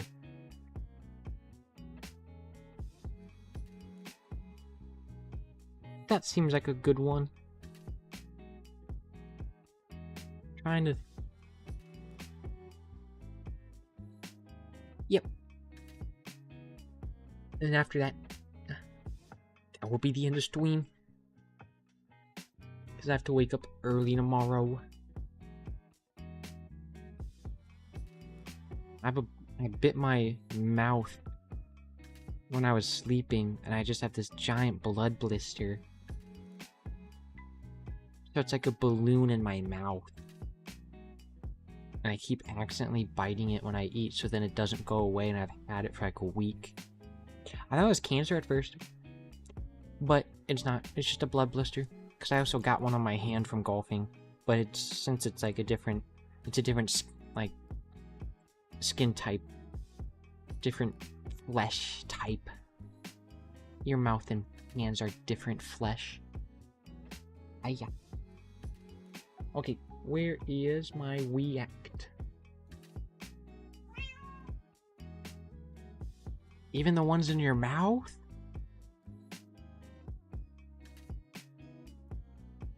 Usually the ones on my hands, like the hand blisters, usually they just pop on their own for me. Because then I just ignore them and I keep like golfing. So then they pop while I golf. And it hurts. So I get band-aids over them.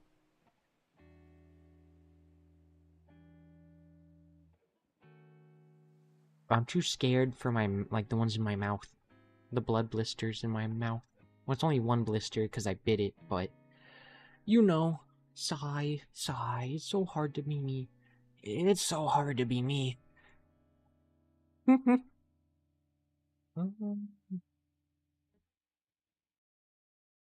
Okay. So it's not a doctor and... Oh wait, I gotta pause this stupid music. Silence from you. Okay. I'm pretty sure this is the same people that make Dr. Insanity videos, but it's like how Ewu has a body cam channel and then a their normal Ewu channel. I'm pretty sure this is just Dr. Insanity, but it's his body cam video and body cam channel.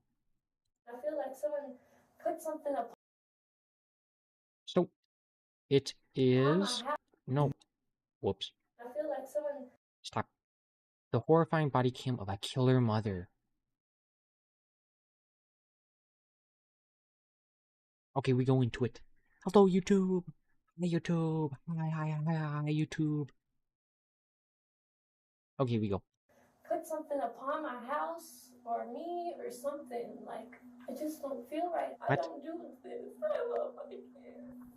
This is 32-year-old Tiffany Lucas. That is Just Dr. 2 Insanity. hours ago, police found her unconscious on the street, while her 2 What? sons lay shot and barely alive inside.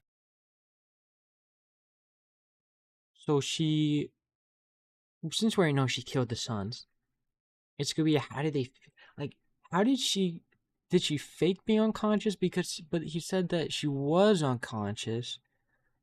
So how did she knock herself out? At her home. Get on that chest. Never do that. Fired at least 3 that I can see, but 4.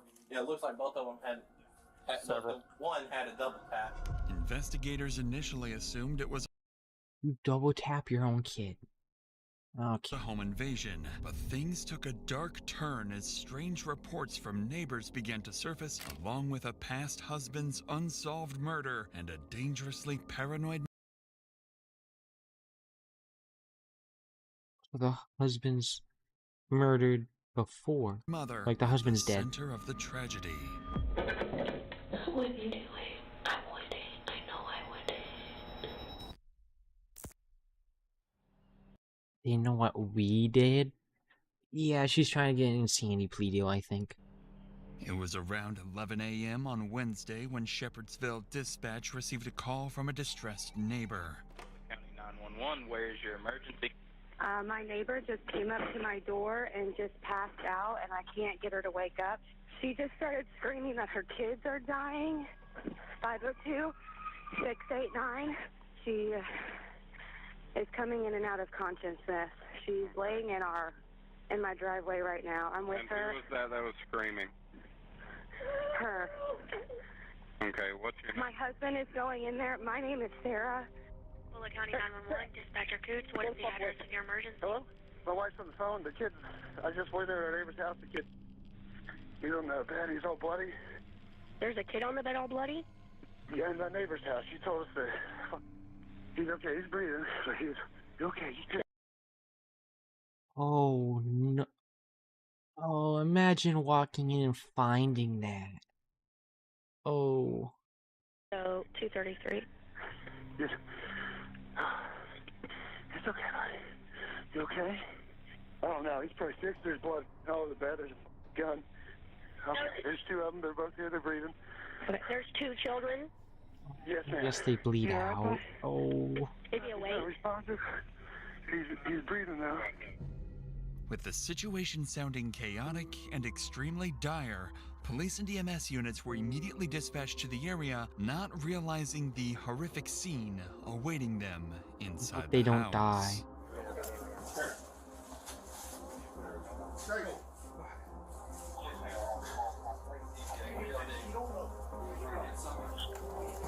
Get on that chest.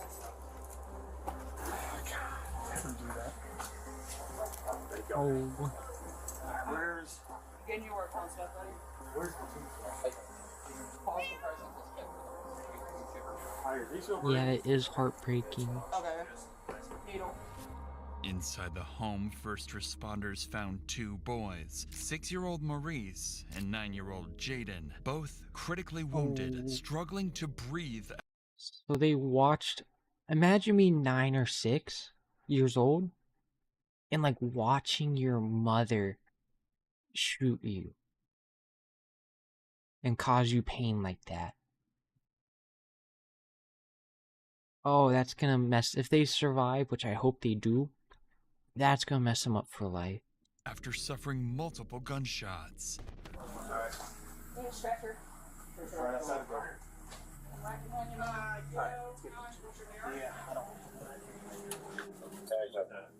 Did we see a? No firearm has been seen yet. I mean, don't just. There's a dog right here. It's interesting. He's been there the whole time. The poor puppy. The poor puppy was probably scared of like the gunshot noises, but maybe also because it could smell the blood. That poor puppy. Poor kids and puppy. 4. Yeah, it looks like both of them had Several. the one had a double tap. Okay. The one I had only seen one looked like it went in the back and out the front. Okay. Well, she's got. There's 4 shots for sure that I can see. Take him somewhere. He's not going. Come here. It's okay. It's okay. Come here. It's okay. Those types of those doggies are just so cute. Oh, he has a little hidey spot. Oh, he's just so precious. The bedroom was in little, complete little disarray, baby. with trash and clothing scattered everywhere. On the blood-stained sheets, police found 4 shell casings, indicating the children were likely shot while sleeping. Officers also discovered a gun hidden beneath the pillows and... At least they were probably sleeping when they were shot. I don't, like... I think it would have been a lot worse if they saw their mom do that. No evidence pointing to a break-in or a home invasion. Naturally, suspicion quickly shifted towards the children's mother, 32-year-old Tiffany Lucas. It was Tiffany herself who indirectly triggered the 911 call, wandering over to a neighbor's home and collapsing in their front yard. Given the strange circumstances, officers detained Tiffany just outside the house, finding her semi-unconscious and soaked in her own urine. She's conscious.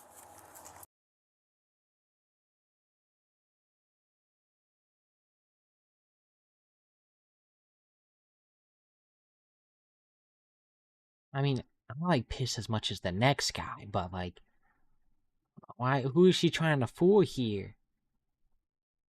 Like, the first thought she got in her head was, if I piss myself and go in and out of consciousness, which we don't know is real because she's doing that with the neighbor and not like a professional. I'm guessing the neighbor wasn't a nurse, so they wouldn't know if she was faking it. She's like, yes, let me pretend to go in and outside of consciousness and then pee myself in front of everybody. That will work. She conscious? Not. 1, 2, 3.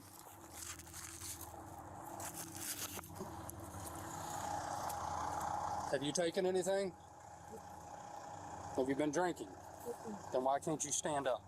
You just don't feel like it, huh? I said I don't feel right. Don't feel right? Okay.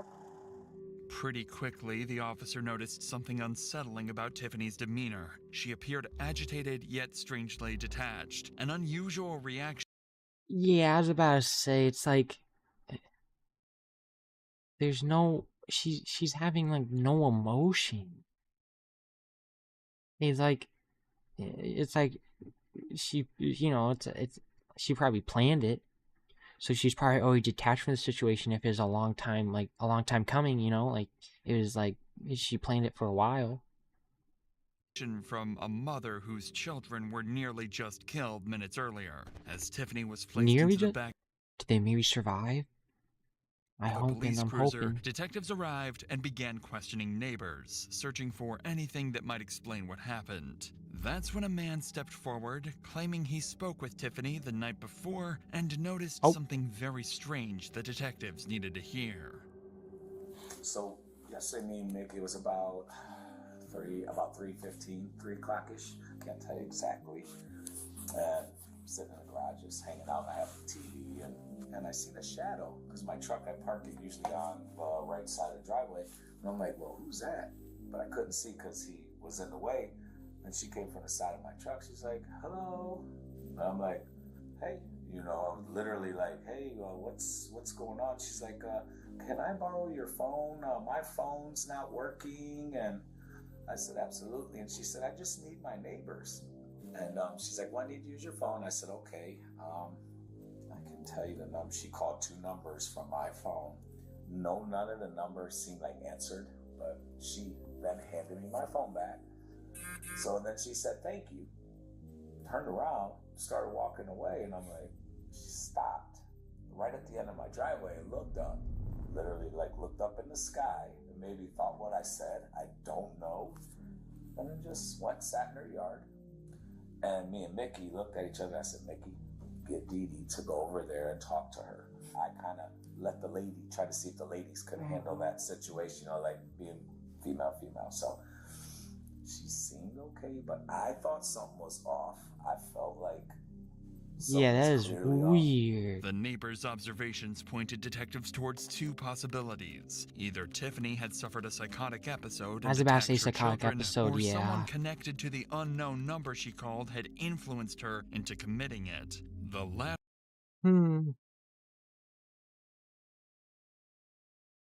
It could be like another lover and being like, that doesn't want kids and just wants her. So maybe they're like, calling her, but it's 2 numbers, so there's 2 people she tried to call. Very weird. Another possibility would soon reveal itself as a twisted version of the truth. But for now, it was becoming clear that Tiffany was involved in the shooting, and something had pushed her to do it. Shortly after arriving at the police station, Tiffany was scanned with a metal detector, and it was then that the neighbors' concerns began to manifest in Tiffany's behavior. Earrings? I shot myself. Huh? I shot myself in the head. What? You what? I shot myself in my ear. You shot yourself in the ear? Excuse me? Which ear?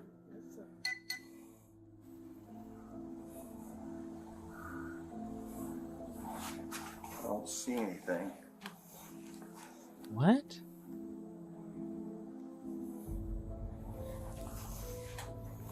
There's nothing there. Okay.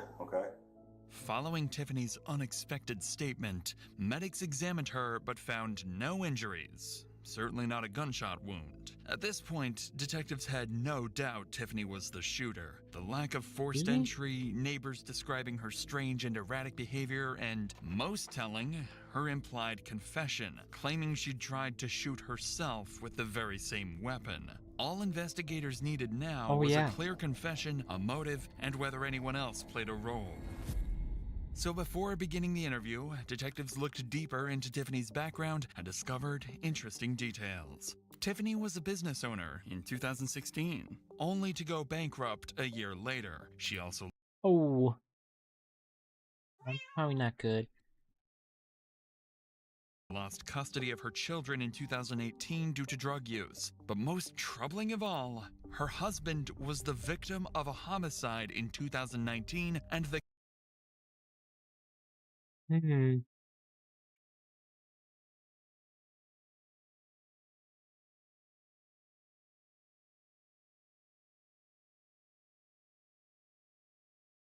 Think she did it?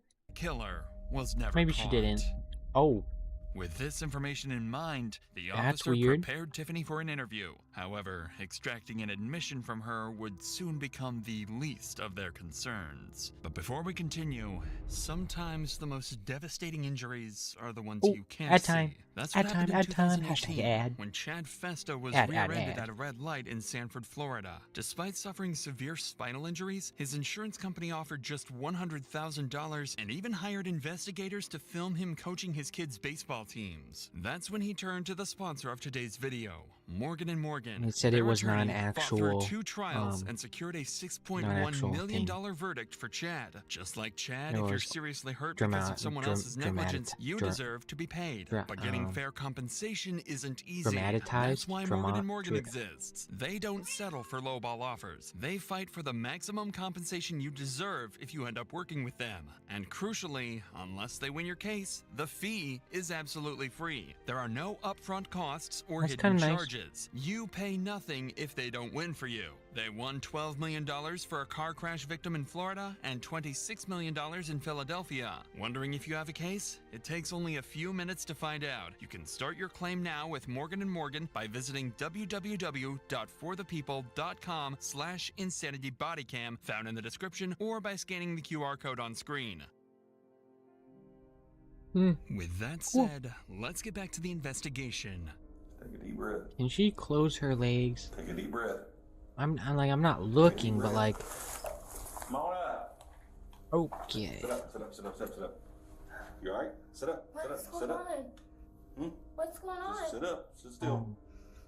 Take a deep breath. She's being stupid on purpose, I think. Just take a deep breath for me in your nose and out your mouth. Unless she was actually in a psychotic episode, but it's kind of seeming not like one. But I'm not a professional. Stop. Move your fingers. That's me. I'm watching you on camera. Move your fingers. You're watching Several me? times. Yeah. Move my fingers how? Every time, go. You keep moving them. Stop. You mean changing my hand positions and Yeah. stuff? That's just me. No, you're doing it. Boo, boo, boo, boo, boo, boo, boo, boo. Don't do that. No. Yeah.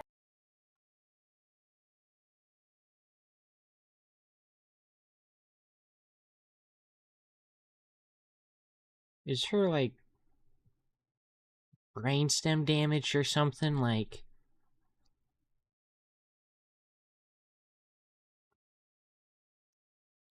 there's so many words someone could call her, but I think the word that would fit best is stupid and a weirdo. Yeah, you are. I'm watching. So what is that doing for you? I can't tell if she's Not faking right. it. Stop. What's not right? You. How's it not right? Look at the camera. It's on camera. I know there's a camera. I'm wearing a camera. Okay. Okay. See? I don't sit still. Yeah. Every time a noise is in the background, your fingers are moving. I move. That's what I do. I don't sit still. To every sound you move, Mm-hmm. to every footstep that you hear, Mm-hmm. you move your Eat for free? Oh, it's our lucky day, chat. Free fingers. feet. I'm not an idle person. I don't move around. I So don't you sit walk to still. other people's footsteps then, because that's what you're doing. You're walking to everyone else's. How do you know that? How do I know what? Other people's steps. Because I hear them out there. By now, Tiffany's behavior was becoming increasingly odd. She was Eek. paranoid and disturbingly indifferent towards her hospitalized children, not once even asking about their condition. But as the detective entered the interview room, he had no idea just how unhinged and bizarre her behavior was about to get. See, as soon as you walked in. Do-do-do-do-do. Why is it doing that? My phone. As soon as you walk in the door? That's weird, right? It's weird. It's weird. As soon as people walk, sounds, that's not right. Let me shut this. See? Let me shut this. It's not right. See? Not for right now. Every time I say something, your phone's going off. Believe me, I wish it wasn't going off. Well, I'm going to talk to you today about what happened earlier. Okay, but can you tell me a little bit about yourself? I mean, where are you from, or where you grew up, or anything like that? I know I look crazy, but I'm not. You're a believable champ. Huh? Because I know I look crazy, but I'm not crazy. I don't think you look crazy. I'm just trying to. If I'm going to talk to someone, I'd rather know who they are. I can tell you a little bit about me. I love my children. You tell me a little bit about you. Okay. I love my children. I love my boys so much. I wouldn't hurt. Sure. Okay, yeah, yeah, you love him. Mm-hmm, sure. them. But I just feel like I didn't, I felt back and I didn't, I was letting them play the video games and I wasn't like focusing how I was supposed to, you know, and they get that video game and the YouTube and the kids, it just messes their minds up to where people can manipulate their parents or do whatever they want. And I feel like someone put something upon my house or me or something, like, I just don't feel right. I'm not, like, it's been, I don't do this. I love it. What? You blaming YouTube and video Earlier games? You said something about PlayStation games or something. Yeah. What about it? It's like those games manipulate the children, you know, the YouTube and just, haven't you ever heard anything like that? What? I mean, yeah. Like, I really feel like it is manipulating for the children, and they get into the children's homes and, you know, break the families up. That's what I feel. What? I mean, you could be right. I am right. Yeah. And I know I'm right. Yeah. And you do too. Yeah. You do. I mean, You just know. the stuff that's on the internet that you have access to now is It's terrible. It's terrible for the kids, and they need to stop. Like, my kids are beautiful angels, you know? And Tiffany's not. bizarre claims of mind control and paranoia towards technology was a sign that there might be deeper, more disturbing motives behind the shooting. The detective was quickly realizing he was dealing with someone whose mental state was deteriorating by the minute. He needed to find a way to extract an admission from Tiffany and uncover the real reason behind the attack before things got even more unpredictable. Okay, so at this point, we can believe that she actually is deteriorating mentally. And she is kind of like, she might be overdoing it, like it's like being exaggerated, but I think that there are some truths to her psychotic episode-iskness. But before he could press further, Tiffany unexpectedly introduced another person into the story, someone she insisted was directly responsible for what had happened. Were they misbehaving earlier? no, No? they're perfect. They are? Do you know what happened to them today? No kids are perfect. Can you talk to me about that? I just did. Hmm? I just did. Well, you said something about the PlayStation and YouTube and all that, which makes sense and I understand. I feel like someone tried to manipulate me through my phone, you know, manipulate me through my house, doing stuff to me. What are they doing to you? Manipulating my mind. Parker Borders. His name is Parker Borders. What about him? He lives in Bardstown, and I'm pretty sure he's been manipulating my mind for like 3 years. Excuse me? What? If this person has no connection to the case, that is going to be so weird. Paranoia combined for assuming other people know to... Yeah. Yeah. I feel like there's a normal mode, like, well, quote-unquote normal, but like, I feel like there's a non-psychotic motive, maybe. Or maybe, like, it was like, I don't know. It's like, I think something was the tipping point. Yeah, maybe schizophrenia. I mean, she's out of touch with reality, so I think that'd be schizophrenia. This is a very weird case. Really? Through my phone, putting up things in my house, like real evil, dark, weird stuff, like trying to get you to do things? Yeah, like alter my mind, like completely like flip me, like I'm a woman of God. I don't do. Yeah. You don't hurt your children. You protect them, and I feel like I have to protect my children. Is that what you'd call a Freudian slip? With the like, where she goes, I don't hit, and then pauses, and then goes, I don't hurt my children. Maybe. More known a bit, I guess. Children. Right. I would never do something like this unless someone manipulated me. So do you think Parker actually manipulated you into hurting your kids? Think so? Yeah. Mm-hmm. So she admitted to hurting her kids. That's gonna cause a conviction. Tiffany's claims about Let's Parker see. Borders immediately raised red flags for the detective. Extreme psychological manipulation isn't unheard of. Individuals have indeed been driven into horrific acts through isolation and emotional pressure. But whether Tiffany was truly a victim, an expert manipulator, or highly delusional remains to be seen. When pressed for more details, Tiffany began revealing disturbingly specific information about Parker Borders. I was about to say I didn't like. I was second guessing if like the Parker guy was even real. For a second, I was thinking he just wasn't real. That to you? Just a friend, or Like a sugar daddy type thing.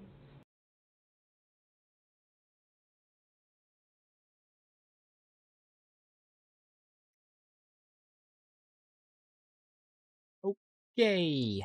Yeah, that's yeah. Like it was Do your portrayed thing, as I guess. revenge or something like that. right?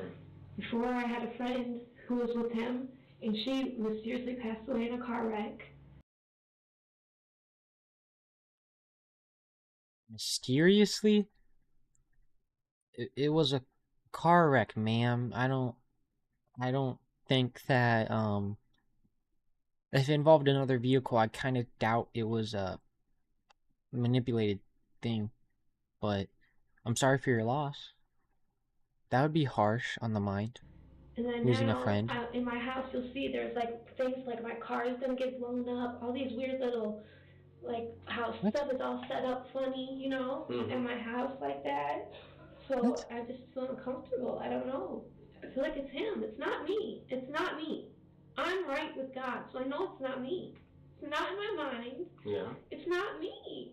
Did he provide you with a firearm, with a gun? Yes, it was his. Well, we'll know if she's lying because they can check the serial number if they didn't scrape it.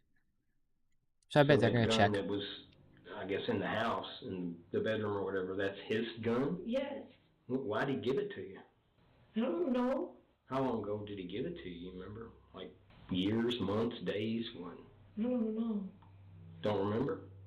Been a while. Been a while.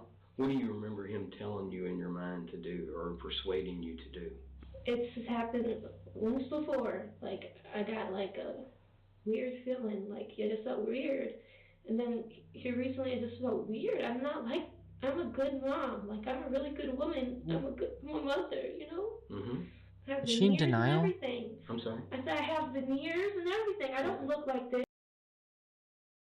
What does veneers have to do with? You know what? Never mind. Okay. Although the detective already knew that Tiffany was most certainly the one who pulled the trigger, her vivid claims that Parker Borders had supplied her with the gun and orchestrated the shooting couldn't be dismissed. With this in mind, the detective adjusted his approach, deciding to take her story at face value. If Tiffany truly was manipulated, she should have no problem admitting, at the very least, that she fired the gun. However, that's true. Tiffany had other thoughts in her mind. Do you remember hurting your sons today? I'm not saying it's you. It's not me. It's not you. It's like not. You said. I know it's not me. I would never hurt my children. Right. He's influencing you. Manipulating. Manipulating is the best word. Through the phones, Wi-Fi, all of that. And once he manipulated you, Does he manipulate you through the Wi-Fi?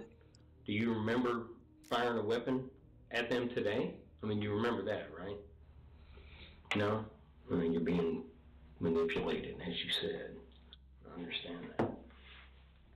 But physically, you're the one who pulled the trigger, even though that's not you. And somebody else is pushing you to do that or manipulating you to do that. You pull the trigger on the weapon. Is that correct? It's not correct? Well, how did your sons get shot then, huh? I just don't know. You don't know? I have no word. I don't have anything else to say. But do you think it was an accident today, or did you mean to shoot him? Because if you think about it,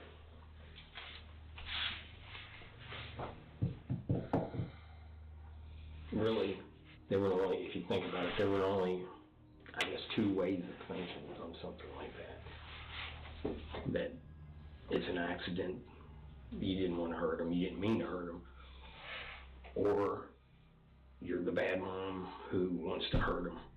Sorry, it's too late on the wall. I don't think you're the bad mom that wanted to hurt him.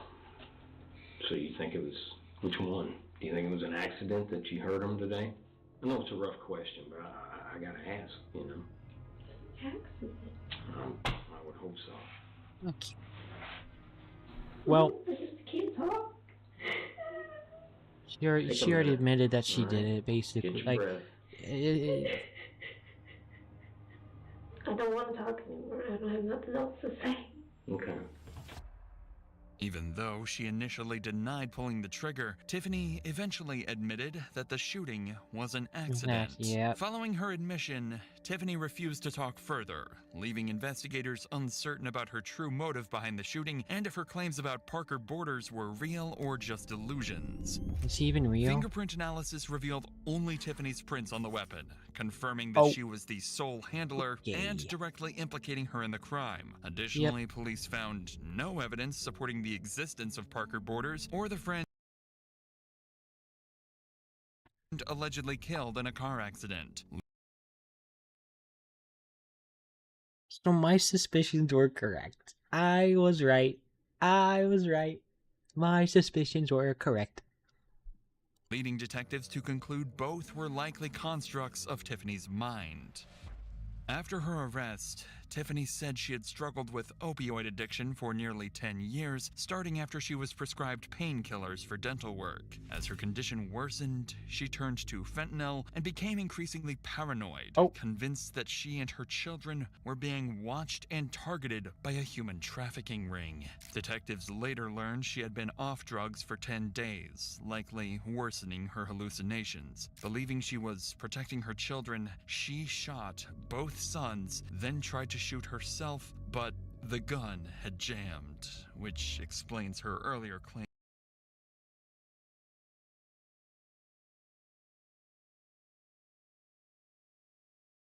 Wow.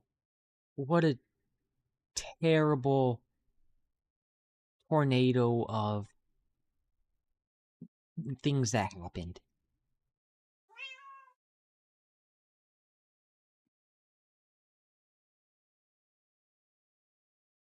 Yeah, they hand opioids out like candy. They do. The fentanyl, though, I think she would have had to buy that from not a hospital.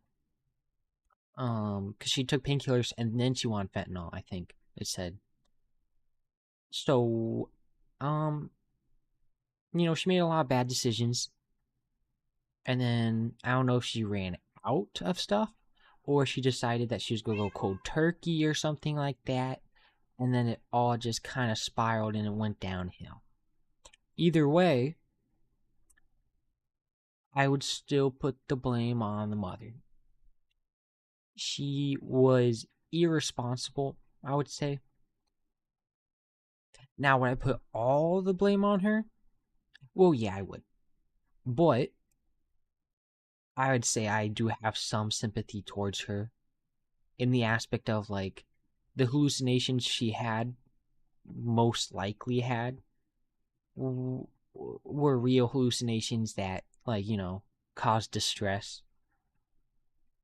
Now, the one question I would have is, if she thought she was protecting her children, shot them, and was still hallucinating, and then tried to shoot herself, like, did she stop hallucinating after she shot her kids?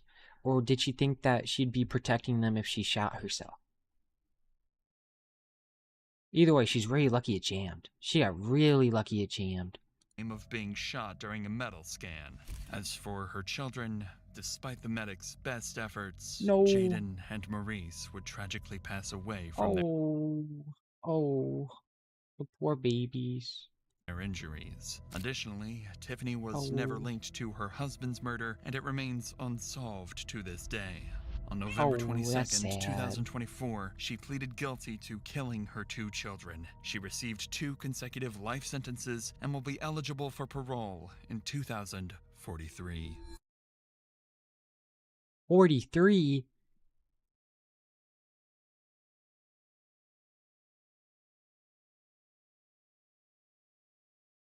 She's got 17 years.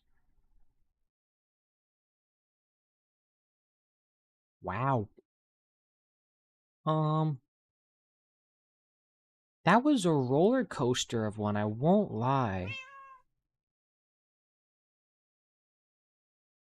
Yeah, a sentence of consecutive life sentences should never be followed with the phrase will be eligible for parole in. Yeah.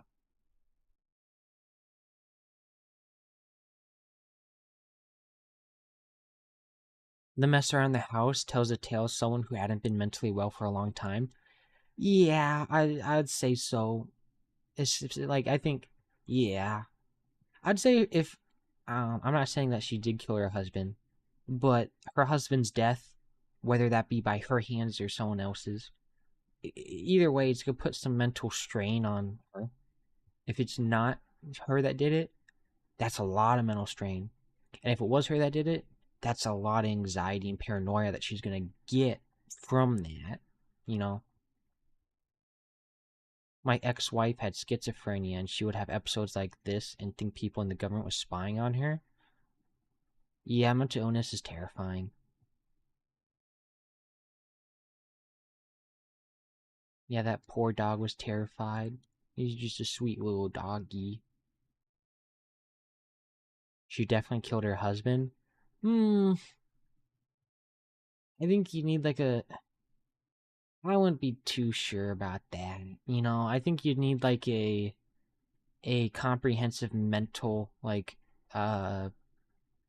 background check like previously, and then talk to like the husband's side of the family. And I think there would have to be stuff like that, which I kind of bet they already did that for like the investigation. I bet they already did that. If they didn't, that's a little weird. But you know, it's like, you know.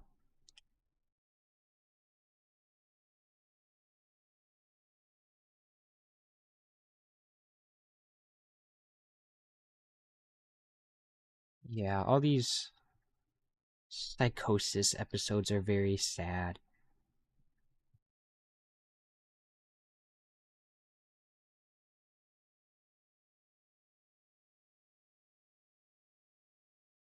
The fact that a person that Unhinged can dress themselves and talk like anyone else is the worst part. Yeah.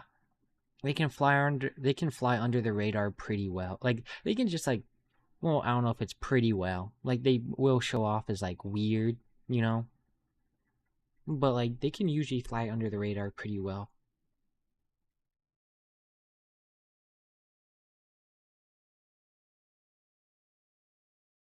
That's a good video though. It's a sad one, a weird one, roller coaster. Still a good video though. Yeah, addiction is a very bad thing.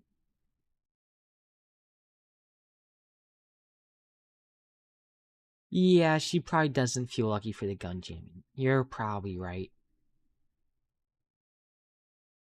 I mean, it's good that she's alive. You know? But that's me being like, all death is bad death, you know? Type of mentality. But also that mentality is kind of, I'd say it's a little controversial towards some people. Thinking all death is bad death. But that's just me. Because I don't know why.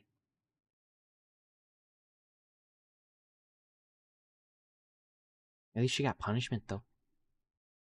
Ogie, what time is it? We've been streaming for 2 hours, 21 minutes. I feel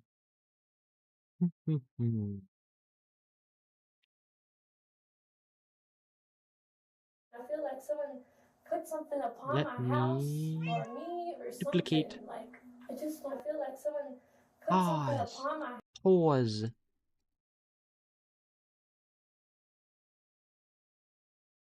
Hi, Anecdote. Welcome in. How are you doing? How you doing? Thank you, Shinobu. Thank you. You're so kind. Oh, 17-year-old ended her parents' lives. Oh, this is the one we heard about yesterday. This was the one we heard about yesterday. This 17. Wait. Maybe we'll react to this. And then, that's gonna be the end, I think. But I think we'll react to a Tozy video. We like a Tozy. Okay. Hey.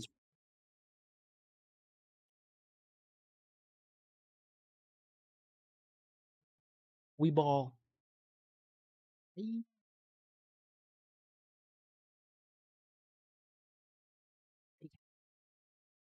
Okay. We go. 18-year-old went viral on TikTok following the loss of her parents. She gained a lot of sympathy for her posts, and months later, in a twisted turn of events, it seems like she was actually behind the unthinkable. He doesn't know it, but a year from now, our family will be torn apart. This post on social media may seem innocent and even draw some sympathy, but police say the dark reality is the video was created days after Georgia teen Sarah Grace Patrick is accused of shooting her mother and stepfather as they slept. We've discussed some pretty horrific things when it comes to TikTok, and I feel like it's safe to say this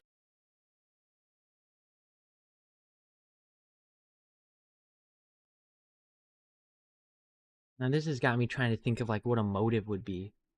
Would the motive really be to get famous? There's gotta be something else. Like, if it's literally all just for a TikTok to get fame at that...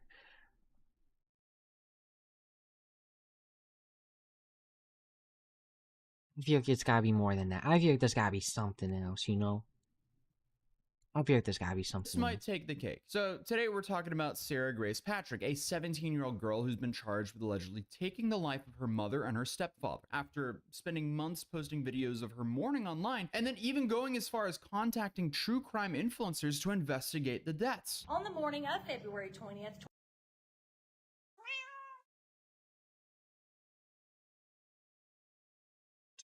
Wait, does it?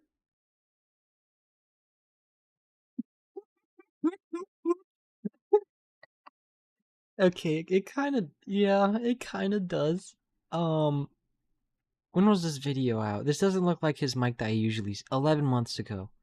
I don't think he has this current mic. That it looks okay. That's a bad still frame for him. That's my bad.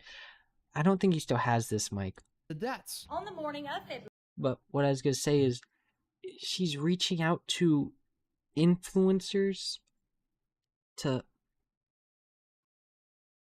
She said influencers, right? Wait, sorry. Contacting true crime influencers to investigate.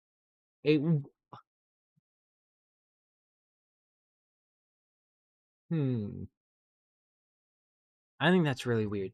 I think that's weird. I feel like that's trying to get more attention, you know? That's really weird. Like, she's trying to milk it, you know? She's trying to treat it like a cow. And she's trying to milk it. But it's a dude cow.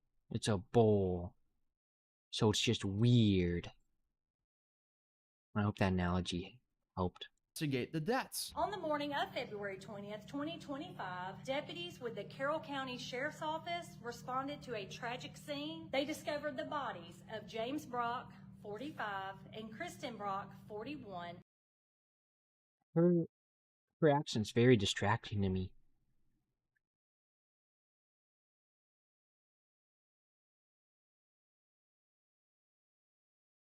I don't know why I'm thinking about the accent so much. Both deceased from apparent gunshot wounds. Today, we can confirm that an arrest has been made in the case. Kristen Brock's 17-year-old daughter, Sarah Grace Patrick, has been taken into custody and charged with 2 counts of murder and 2 counts of aggravated assault. If she's actually found guilty here, this might be the most outrageous attention-seeking behavior that I've ever covered here on this channel. But the story starts the night of February 20th, 2025, in a quiet Carroll country home. 41-year-old Kristen Brock and 45-year-old James Brock had their lives tragically taken while they were sleeping. And to make things worse, it was their 5-year-old daughter who found them the next morning. Then the person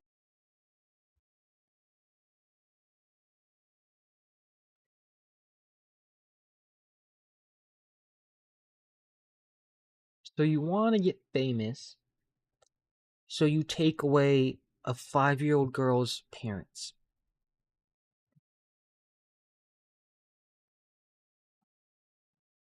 Okay. That's...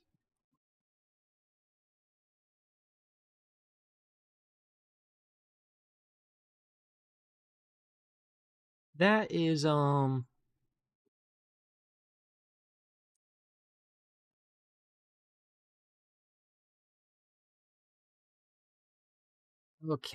You know, wow, she sounds like an amazing person. The person who called 911 was none other than 16-year-old at the time, Sarah Grace Patrick. And right after this happened, she started uploading. She did when she was 16? I thought she was 19 or 18. Or was it 17? I forgot what the initial age was, but I thought it was like to the point where it's like, I thought it was 18. So she got found out 2 years later? Uploading TikToks, videos of her crying, writing captions like, "Please send prayers and healing," and "She should be here and so should he." Honestly, just the exact stuff that someone grieving would post on social media. Then on top of that, she also posted collages of her parents, wrote about feeling so homesick, and shared how it was hard to move on. And another caption reads, "They don't know it yet, but a year from now, me and my 5-year-old sister would find them gone in our home, and they won't get to watch me graduate high school, see me walk down the aisle, and couldn't even say goodbye." If she really did it, that video of her crying like that is actually psychotic. As of today, her account has been removed by TikTok, but pre-arrest, as you can see, she was really milking the attention from this story. But the part of the story that really sickens me is the fact that she gave this like tearful eulogy at her mother's funeral. Like, how do you go through with that after?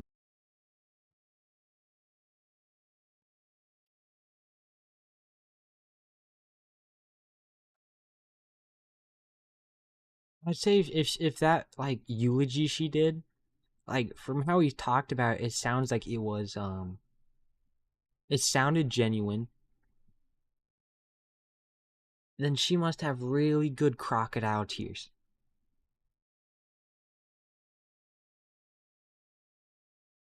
Yeah, like how so weird.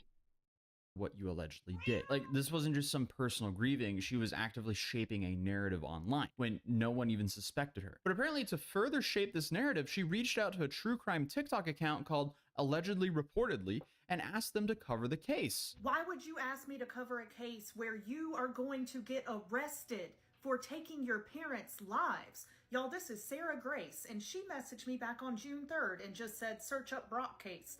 So I said, "Brock Turner? Brock who?"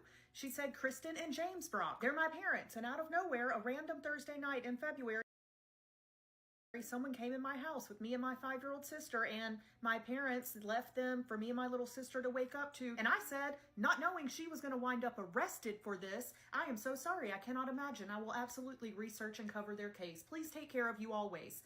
Again, not knowing, and I covered it. I mean, this is just serious.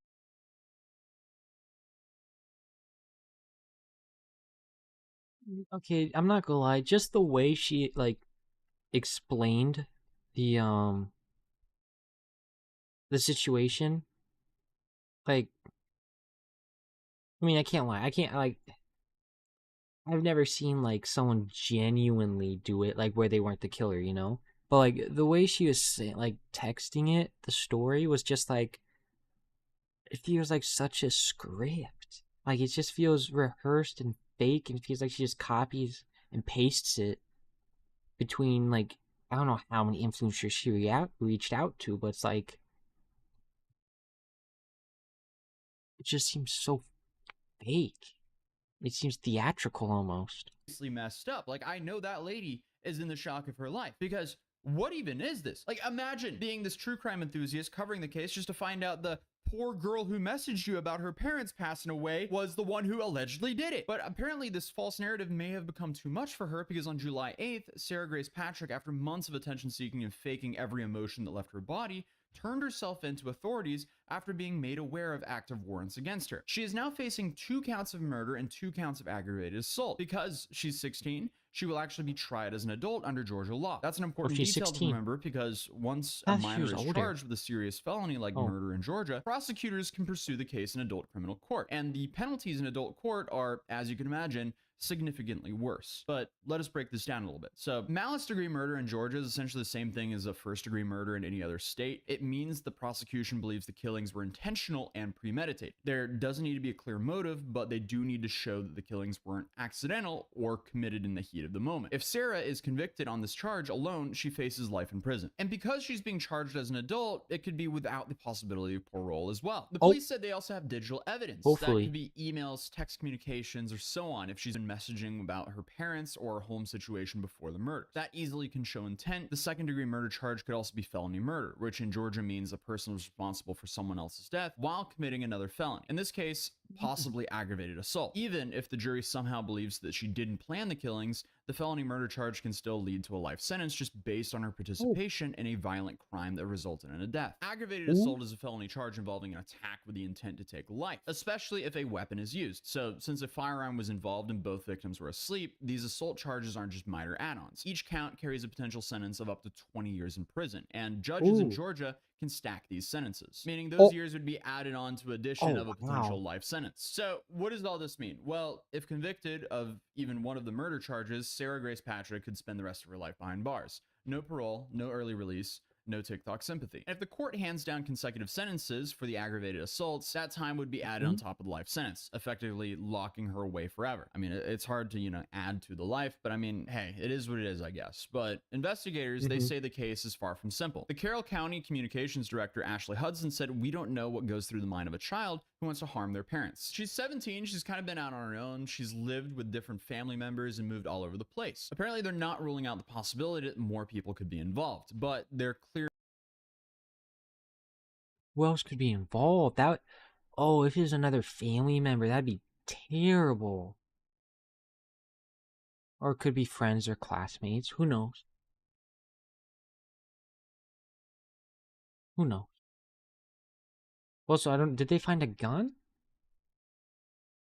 Like, how would she have gotten her hands on a gun? On one thing, they believe that she pulled the trigger. The pursuit of justice does not end today, however. It is very possible, because this remains an open and ongoing investigation, that more arrests and charges could be made. But she has been arrested and charged now, and we feel confident that she is responsible for their murders. But like I said, it is an open, ongoing investigation. It's very possible others. It's tomorrow, bud. I'll be streaming tomorrow. Tomorrow's Wednesday. That's why I'm usually scheduled to. So I'll be on tomorrow. Are involved as well. So how does a teenage girl go from grieving daughter to prime suspect? That's what makes this whole story so insane. So her own grandfather, Dennis Nolan, said, "I've always liked Sarah. She was just the ideal child. She had just graduated from high school. She was very proud of that. She was working 2 jobs and she was doing very well." And when asked if he believed she did it, he responded, no. The best way they could tell me was the evidence says that she's the only one who could have possibly done it. That says to me there's no real evidence that says she did do it. But that doesn't explain everything. Sarah reportedly told family friend Kelly Brown that she... Good night, bud. Good night. Have a good night. Have fun at work tomorrow, if you do have work. Bye-bye. Didn't hear anything that night, except for one sound. She did hear James's LVAD machine, which is a heart machine that kept his heart pumping. She did hear that alarm going off throughout the night. In a TikTok comment, Sarah added that she heard it for about 10 to 20 minutes before going to bed, but brushed it off as background noise. And another noteworthy thing to mention is on the day she handed herself in, she was accompanied by her biological father. So you could just imagine the thoughts running through this guy's head. Oh, this is gonna be weird. This is gonna be like... Oh, there's gonna be a lot of things twisted up in this, isn't there? Ooh. Head knowing that there's a possibility that his daughter ended the life of her own mother and, of course, her partner. So let's stop and think about this for a second. Like, if she really did it, if she really took the lives while they were sleeping and then left her 5-year-old sister at that house, allowed her to find the bodies of her own parents, and then called 911 pretending to discover them too, then went to TikTok for sympathy, played on the attention she received. Yeah. Leaving your 5-year-old sister to find that's terrible. That is disgustingly is demonstrative a word? If she did it, she's a monster. If she did do it, she's a monster. And posted consistently for months after. This just raises one of the darkest questions. Was this nightmare nothing more than like a desperate cry for attention? Could she have committed this crime to launch some extremely disgusting, calculated campaign to get sympathy and internet fame? Like the messages, the eulogy, the posts, the influencer outreach. It just doesn't feel like grief. It feels like the building blocks of an extremely messed up online brand. And obviously, as this case heads to trial, we'll likely learn way more about what the police found. But for now, we're left with one of the most chilling possibilities of all. That a teenager may have ended the lives of her parents, just become this like main character in a morbid sob story. But this will definitely be a long investigation and trial, so we'll see how this ends up playing out. But in a less serious case, this guy is being sued for potentially millions of dollars by In-N-Out for a prank. And it is just an absolutely wild story I would recommend checking out here. If you're new here, feel free to subscribe, drop a like on this video, and I'll see you guys in the next one. Peace. That was a good one. Good video. We always like a Tozy videos. It was 11 months ago. So let me search up like who was it? Oh, it's in Atlanta, Georgia. I think that'd be enough stuff to search it up. I didn't dox myself, did I? I do not live there, by the way. I do not. I don't know where. What is Oslo? I don't even know what Oslo is. Okay, it was Atlanta,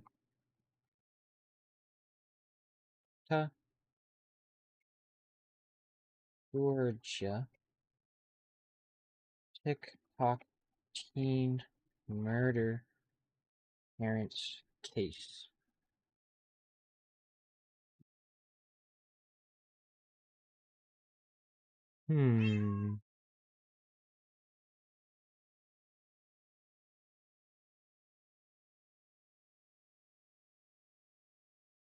Yeah, it probably won't go down anytime soon. If anything, it's just going to keep increasing. The idiocracy of our society will go up until there's an eventual breaking point.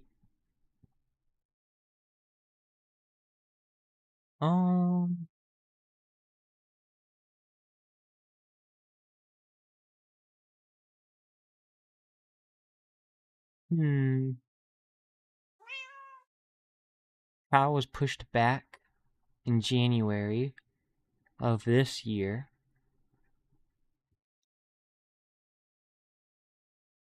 January, judge denied bond for Sarah.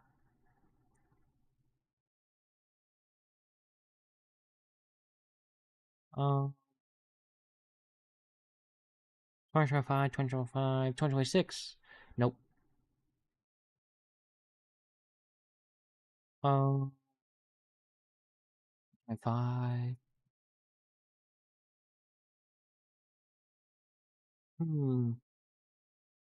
That one French guy who was killed by his friends because how badly they abused him for content. Oh, I haven't heard of that one. That sounds bad. Especially when it's like friends. Where's the music? So I think the trial is still pending. For stuff. That was a good video though. Meow, meow, meow, meow. I was thinking of something. Oh, after that video I was thinking okay, so like I was thinking when I said all death is bad death, but sometimes, well, all death is bad death, but I believe in consequences. So even if the consequence constitutes death, is the deathbed? Yeah. Was the consequence deserved? Sometimes. That was my full thought process. Okay, I think that's everything. Tomorrow I'll try and play a video game. We'll see how tired I am. If I'm tired, then it might just be like today was in yesterday's late stream with just reacting. Or we might play Witchfire, more Witchfire tomorrow. I did play a lot of Witchfire off stream because I wanted to get this sniper, and I did get the sniper. But we will see Witchfire. I think we might play Witchfire tomorrow. Or I kind of doubt I want to play VR. I kind of doubt. I do not want to play Rocket League tomorrow. I already know I don't want to play Rocket League. Rocket League makes me so upset. Or maybe we'll play some Redguard. We'll try to get back. We'll try to finish Redguard. Maybe, mayhaps. Redguard might be the move. We will see. I think that's everything, though. I'll be on tomorrow. I don't know what time, though. I think it's gonna be like 2 hours before when I started today. I think. But who knows? Plans might change. We don't know. Good night, Shinobu. Good night, good night, good night, everyone. Good night, good night, good night. Or good morning, wherever you are. Good morning, good night, good afternoon, good lunch. Eat food, drink water. What else? Take care of yourselves. And I'll see you tomorrow. Okay, bye bye. Bye bye bye bye bye bye bye bye bye bye bye bye bye bye bye bye bye bye boy boy boy boy boy bye bye.